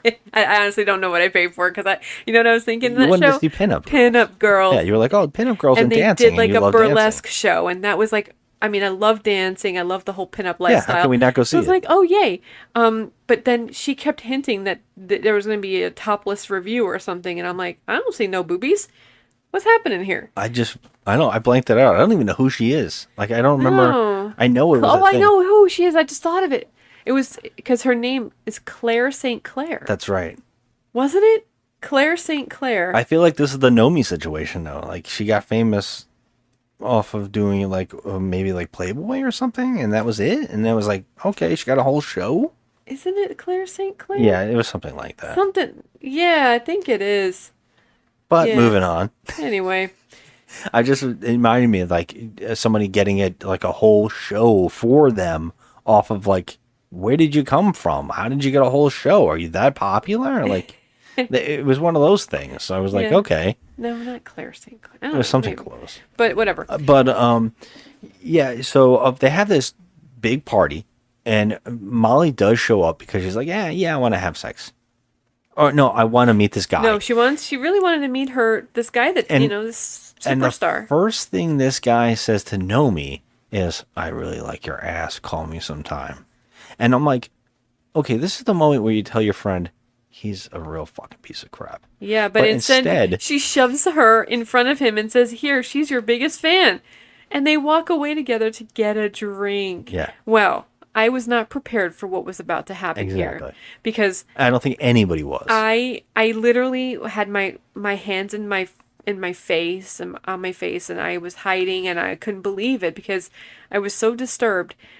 She goes into his room, and they're making out they're instantly making already. out. So I figured, okay, they're gonna have sex, consensual. It's gonna be fine. No, two of his buddies come in and shut the door. They gang rape Molly. Yeah, he's not even into the fact that he wants to rape her. He wants to watch his buddy rape her. Oh my god! They I mean, beat her face. They beat her senseless. They don't. I mean, the things that they did to her, I don't understand this because she would have willingly had sex with him. She was into him. That's what I think he only gets off of having his friend get off. Oh my Apparently. god!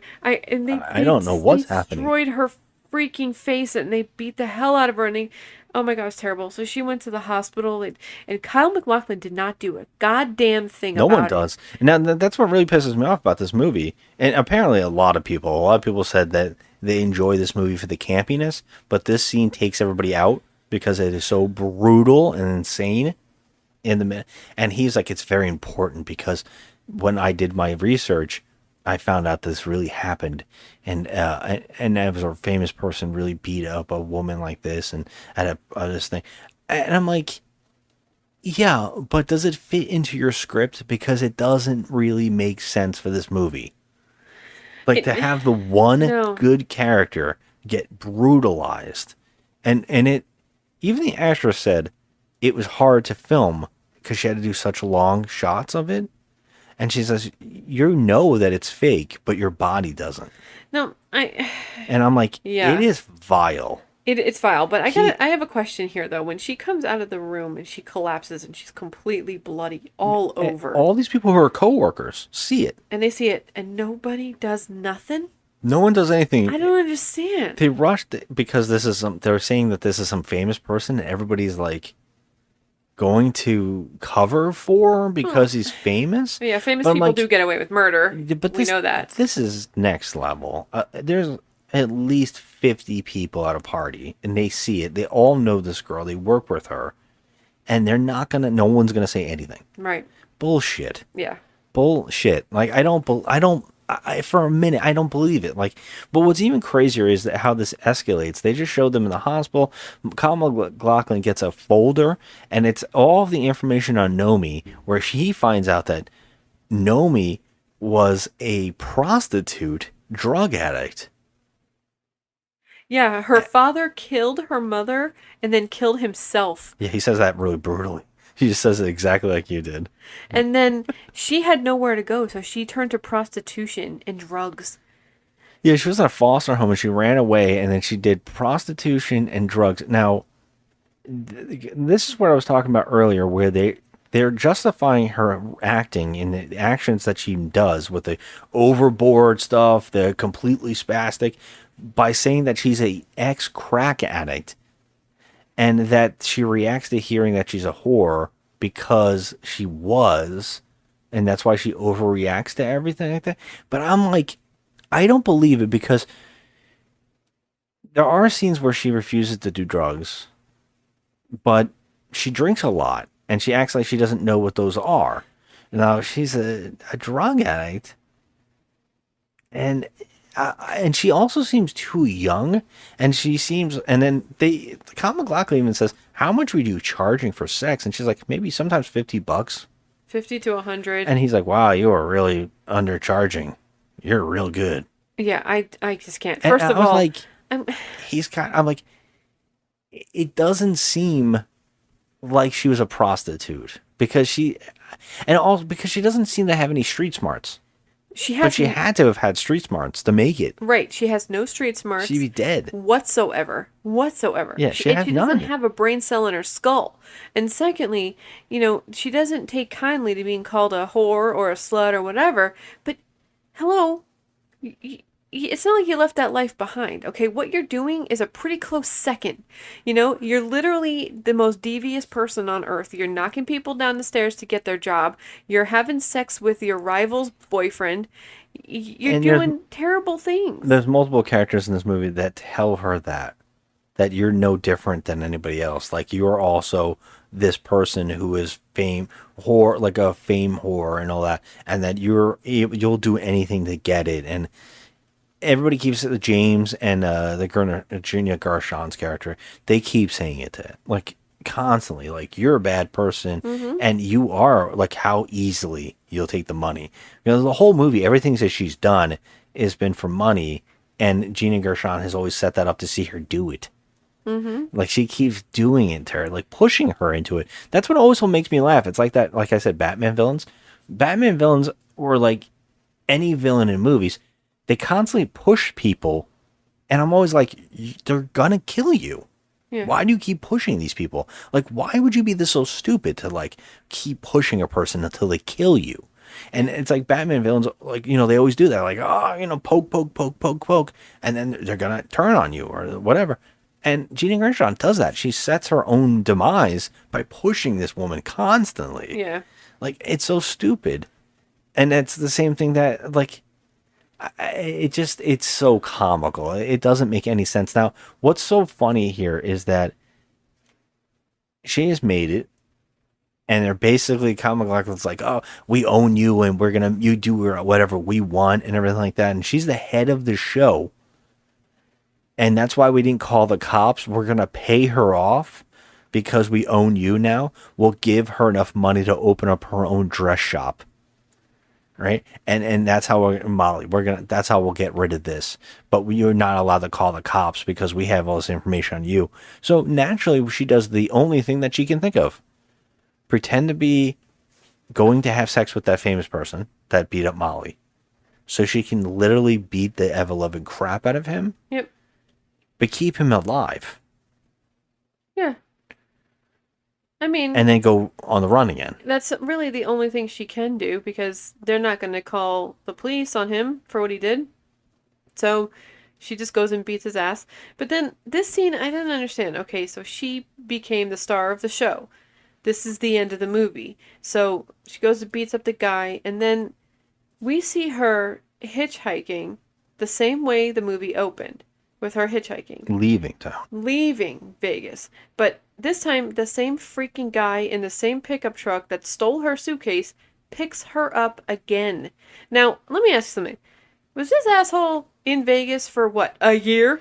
I know. Yeah, it's been a long time, right? Been a yeah, long time. I agree. I don't get that either. And so this is not like a weekend in Vegas, you're just going to gamble and, have some drinks and, see some shows. No. I guess he just rides back and forth, ripping people off. Okay. Well, whatever. So he picks her up and the two, go laughing their merry way in the truck. And well, no, she pulls a switchblade on him and tells him, where's my bags? Yeah, same shit. But then they, they're fine. But then you see them riding out of town, and there's a huge billboard of the show, Goddess, Nomi Malone in Goddess, and it's her face on the billboard. Okay, so she's leaving that whole life. Okay.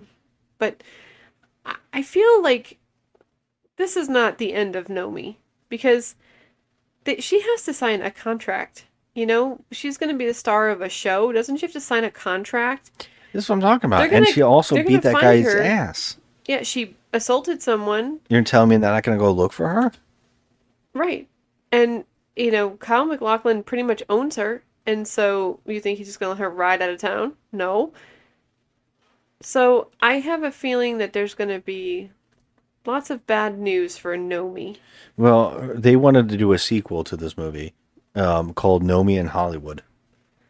Oh my god! And they couldn't find funding after this thing flopped. There's a documentary called "You Don't Know Me."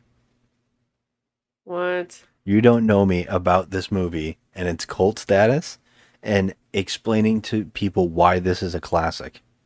I gotta see it. I know, right? Don't you feel like you really want to see this documentary now? I gotta see it. I do too. I want to see why people have an idea that this is a great film. Can I just say that this movie was a sack of shit?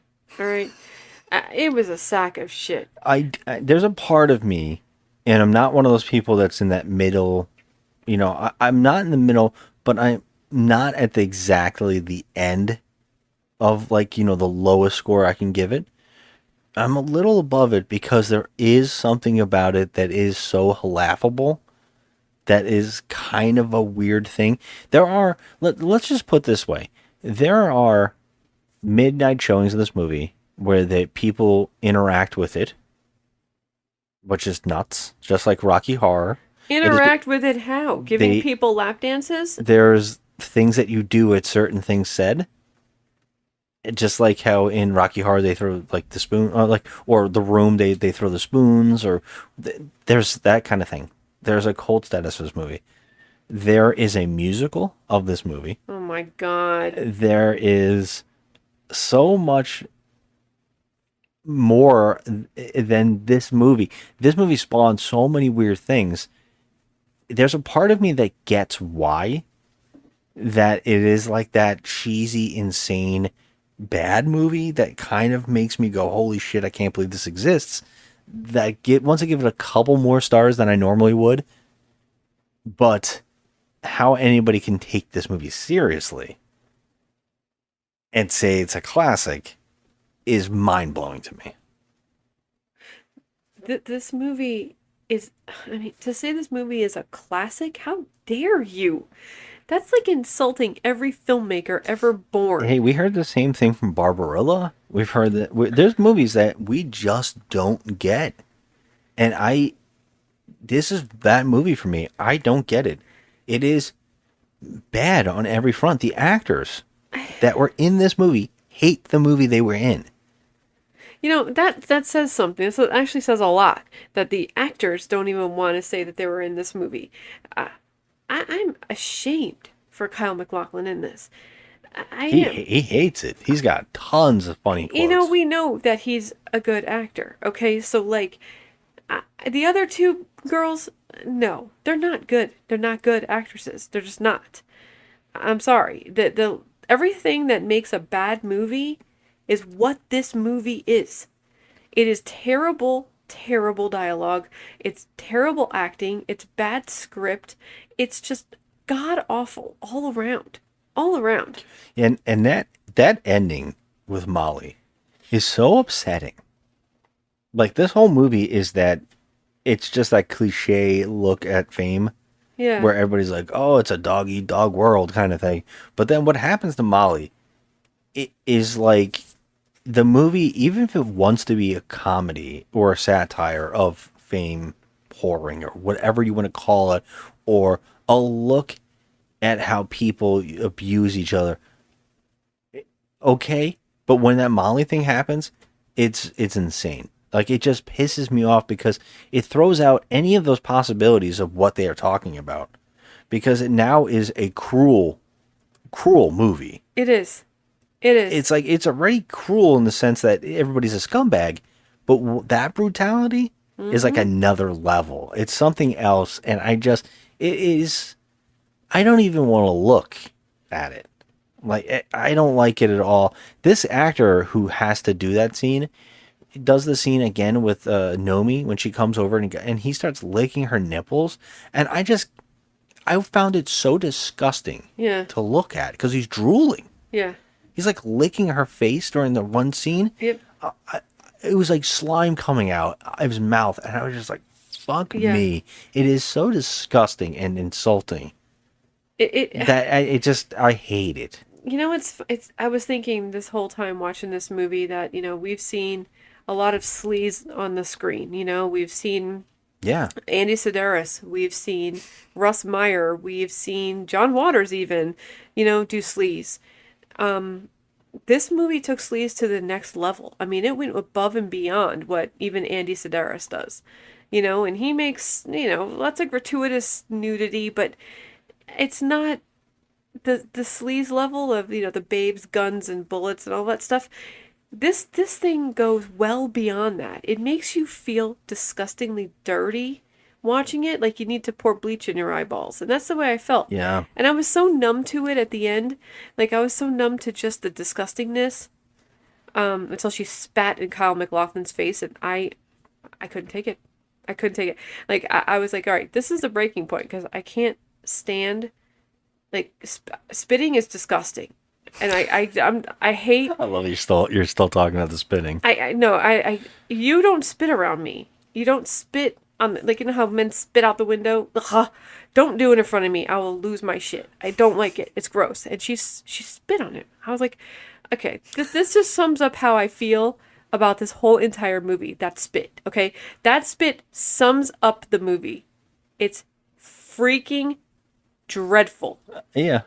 Yeah, I mean, yeah. Fun fact, I hate spitting, okay?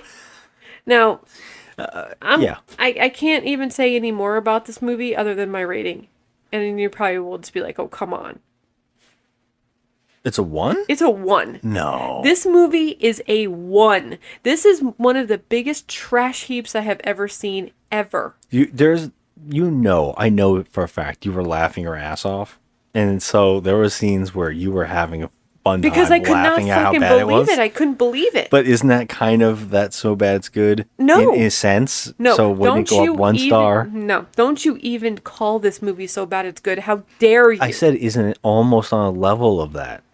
There are scenes that are so bad it's good. Where this first 15 minutes is hilarious. I gave a chuckle because her acting was so bad. That's my point. That's what I'm saying. I mean, we've watched bad movies where the acting is 5 times better than that. And they're supposed to be crap movies. This movie was taking itself way too seriously, in my opinion. Well, usually the movies that are so bad it's good are the ones that took themselves seriously. Yeah, this movie is not a so bad it's good. This movie I feel is like terrible. there's elements that are so bad it's good, is what I'm saying. And that's why I won't give it a 1 or a 2. I'm going to go with 3. Oh my god. I think it's really bad, but there are elements where I get why someone would really enjoy laughing at this movie. Because I was laughing, again, watching the movie, I was like, oh yeah, every time her acting makes me laugh my ass off. Yes, but as the movie went along... Oh, it gets worse and worse. Well, her acting gets worse, but it doesn't get more over the top than in the first 15 to 20 minutes of the film. No, it keeps going back to it. You know, her head twists and her whipping around and her over-the-top, madness. Even when she's kicking the guy's ass, it's hilarious. Yeah, first of all, she looks like an assassin. But she's doing like roundhouse kicks. It's just so stupid. It is so batshit crazy that there are elements here that make me laugh, but I definitely know it's a terrible film. See, it just I can't. It's awful. And I have to say something about Elizabeth Berkley. Yes, I do feel bad for her because she got a shit salary, but you are sent a script, okay? You know what you're getting into. You know that your lady bits are going to be hanging out. You're going to have them in, other people's face. You're going to be completely naked all the time. You got to go through all this rigorous dancing and spastic, crazy dance routines and whatever. She knew what she was getting into. And she chose to take this movie. So that's on her. I want to talk about the editor. The person who's like editing this film, seeing it for the first time, they have to know, holy shit, we're really making a bad film. And how did they not see the dailies? Like Paul Verhoeven? They looked at this and they had to know, oh man, this might not have been the right direction to force her to act like this. I don't know what they were thinking. I don't know what they were thinking, how they didn't go and maybe we retake this, maybe we do a new scene here, like fix some of her acting, or because it's just too extreme. It is that comedy. It's odd. If she was supposed to be comedy, the movie is too serious for that. Yeah, but like here's the thing, like they weren't even trying to go to show us the extremes of, the showgirl lifestyle and the Vegas life and fame and stuff. They weren't going through extremes. They were showing us one side of it. It's all terrible. Yeah. Okay. I mean the fact that Robert Davi, the fact that he says what he says in this movie, it's so unnecessary. He must have known, wow, maybe I shouldn't do this line, or maybe I shouldn't do this movie. Like, there's got to be holy crap.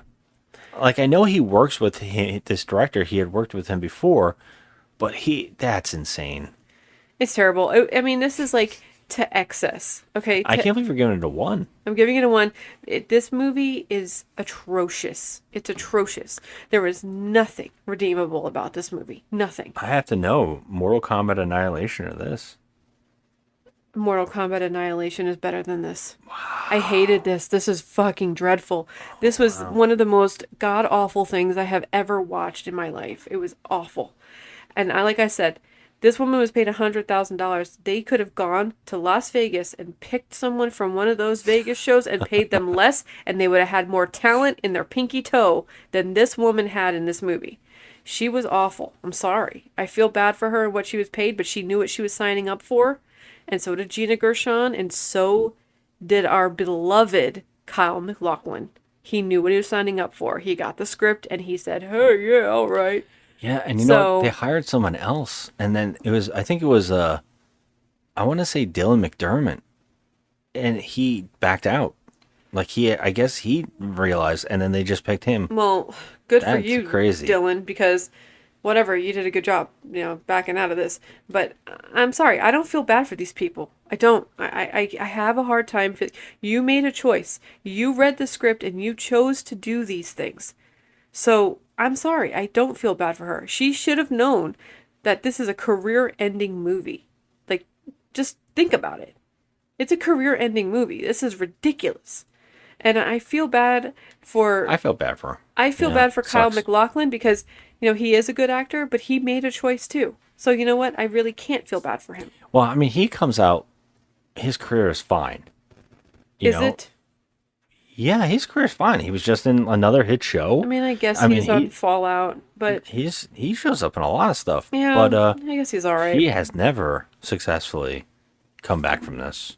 I mean, and what Gina Gershon, though, I mean, what does she makes, like, trash, too. I guess. I mean, what was the last movie she was in? Oh, we saw her briefly in Thanksgiving. Yeah. I mean, Thanksgiving, okay. No, there was something else. What else? Wasn't she just on Chucky as well? Oh, she made a cameo. Yeah, it was like a whole thing in one of the seasons. It was fun. But, really? It was like a reunion for Bound or whatever. Yeah.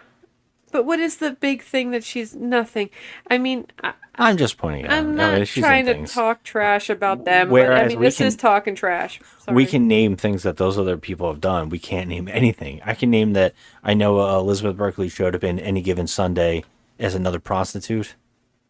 That's fucking awful. I know, okay? It's terrible. Like, this is the choice that you made. You knew that you're going to be given these lines, you read the script, and you chose to do it anyway. Yeah, and she had to do the Saved by the Bell reunion. Oh my God. And that's it. Like, I have a hard time. Like, people make bad choices, I mean, everybody makes bad choices each day. I am number one on that list of making bad choices. I fall down hills, I break my knee, I do all sorts of stupid shit all day, burn myself, but I make choices and I own them. Yeah, I'm a freaking klutz. That's why I'm called the crafty. Did you write any other things down that we didn't get to talk about? No, I pretty much covered the Versailles. I covered the spastic dancing. The bad acting, I pretty much covered everything. Okay. Well, so what about Why We Can't Have Nice Things? Okay. Well, Why We Can't Have Nice Things is a little segment that I like to do because I show you two extremes of online reviews and how the internet destroys the movie rating system. So I'm going to read a 1-star review and a 10-star and review. Here we can't even say because you're going 1 star, so you're going to be one of these people. Well, I'll read the 1-star review last. So let's go for the 10-star review. And this one's insane. Now, this review I picked because of how special it is, and you'll... Oh, I can't wait. You'll love it. Did Paul Verhoeven write this? No, when I say special, it's not. It's someone should call the police. Anyway, 10 out of 10 great movie. I grew up watching this movie all the time. I've probably seen this movie more than any other in my whole life. Oh, God. I started watching it when I was just 5 years old. In 1997, when my mom sat me down and had me watch it with her. Okay, it's a joke. Every day coming back from preschool and kindergarten, I'd watch this movie. Sometimes twice in a row. But then my mom had me stop watching it. As I grew older into my teens, I watched it again. I understood a lot more and I still love the movie. I love the friendship and just the whole unrealistic fantasy feel it gives off. I was honestly shocked when I found out how low this movie was rated and how many bashings it had taken. In all my life as being a little girl, a teen, a woman, I've never felt offended or exploited, really, from watching this movie. I love the characters, the plot, everything. It gives me the same feeling as the story Sundays at Tiffany's. Okay. Is that a real movie, or is that supposed to be Breakfast at Tiffany's? Anyway. What the hell? Just that warm, soft feeling. I really do recommend this movie to anyone. It's worth watching. Well, someone to nominate your mom for Mother of the Year just for letting you watch this movie, and I think this is fake. That was the person who had their kids on set to do that one scene. Motherfucker. I'm telling you, those parents should be freaking slapped, okay? That was terrible. Terrible. That's child abuse. I don't care. I like Sundays at Tiffany's. Sundays at Tiffany's. I think that might be like the porno version or something. Yeah, I got nothing. I got nothing. Sundays at Tiffany's. That review just stood out to me. I was expecting someone who actually had some real things to say of why they love this movie, and we got some asshole being a real jerk and writing a real fake review. Yeah, that review was fake, but it was in a world that wouldn't be true. Yeah. It's scary. Yeah, she was 5 years old. Her mother used to let her watch it. Okay. All right, so now read me your inner thoughts as your 1-star reviewer. Okay, the 1-star review. Named by who? Who wrote this? Alla Foley. Okay. Alla Foley. And this is titled Vomit-Inducing Dreck. For the record, I am not a member of the moral majority, nor am I dissing ShowGirls because it exploits women. It is simply a god-awful waste of celluloid. This is not, as some would have it, a brilliant satire. If it was intended as satire, it completely fails to register as such. If it was intended as an expose of the excesses of Las Vegas, it was unnecessary and handled in a rank, amateurish manner. So true. If it was supposed to be a serious film, then it was an unmitigated disaster.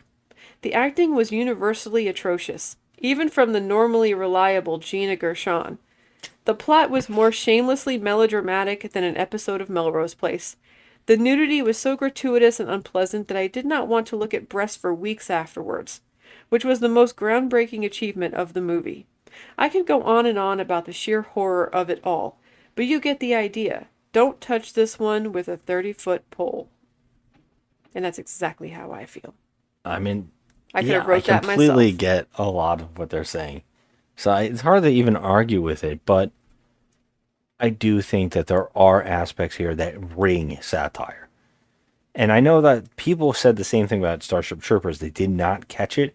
I remember famously we got really mad because when we saw Riff Tracks, and the Riff Tracks guys did Starship Troopers, and I was like, it's a comedy. Yeah. Like, it's already supposed to be a joke. They're doing the things on purpose.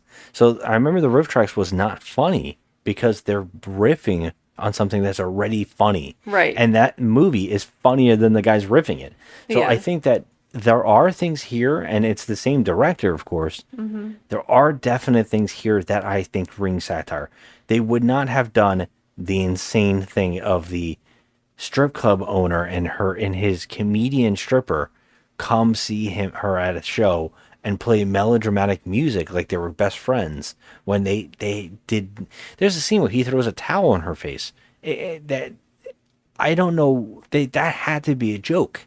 It has to be comedy. Yeah. The same thing with the whole, like, the I had my period, and then, you know, him saying I have towels. That's a joke.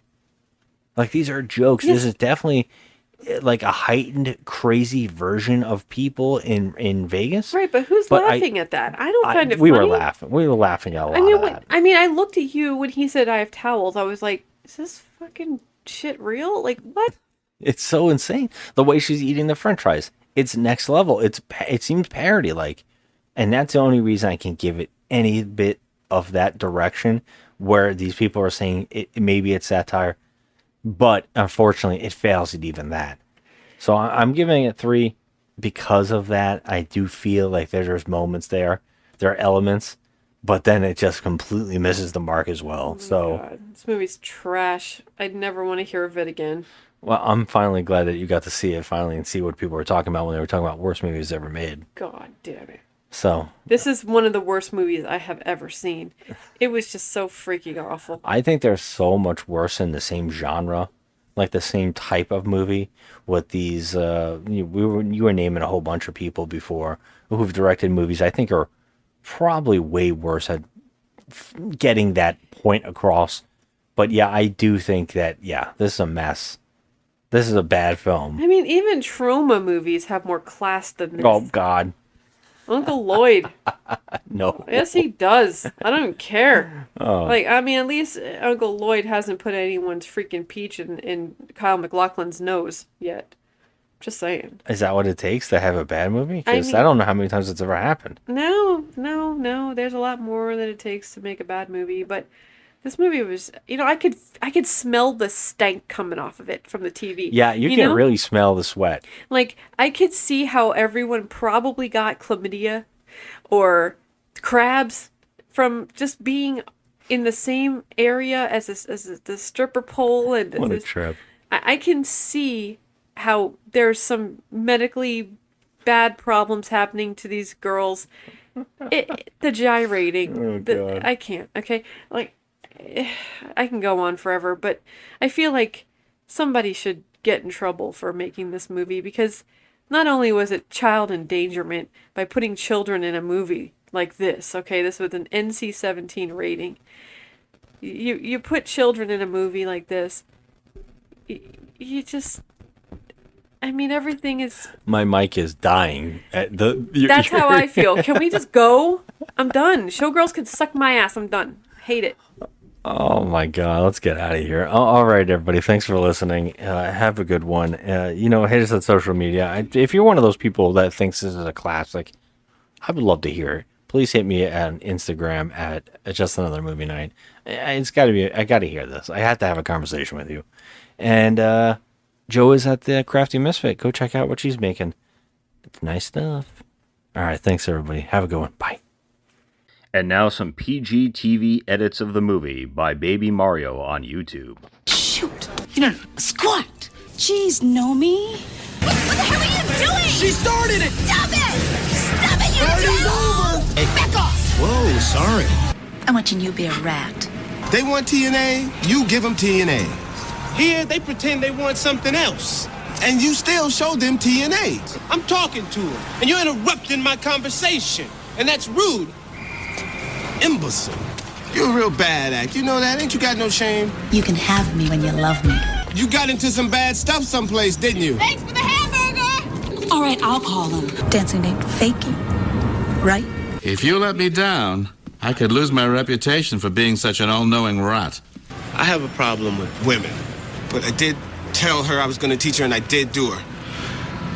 Who you do is your business, and I'm not making it mine. I may as well touch a lovely woman. Cut the crap. Phil, you dumb jerk. Get back up here, would you? Shoot! No! Jeez, poor Annie. Shoot. Oh, no. What? Eat dirt. This is bull. It's about your ego trip. Yeah, get me a beer, miss. Stuff happens, you know?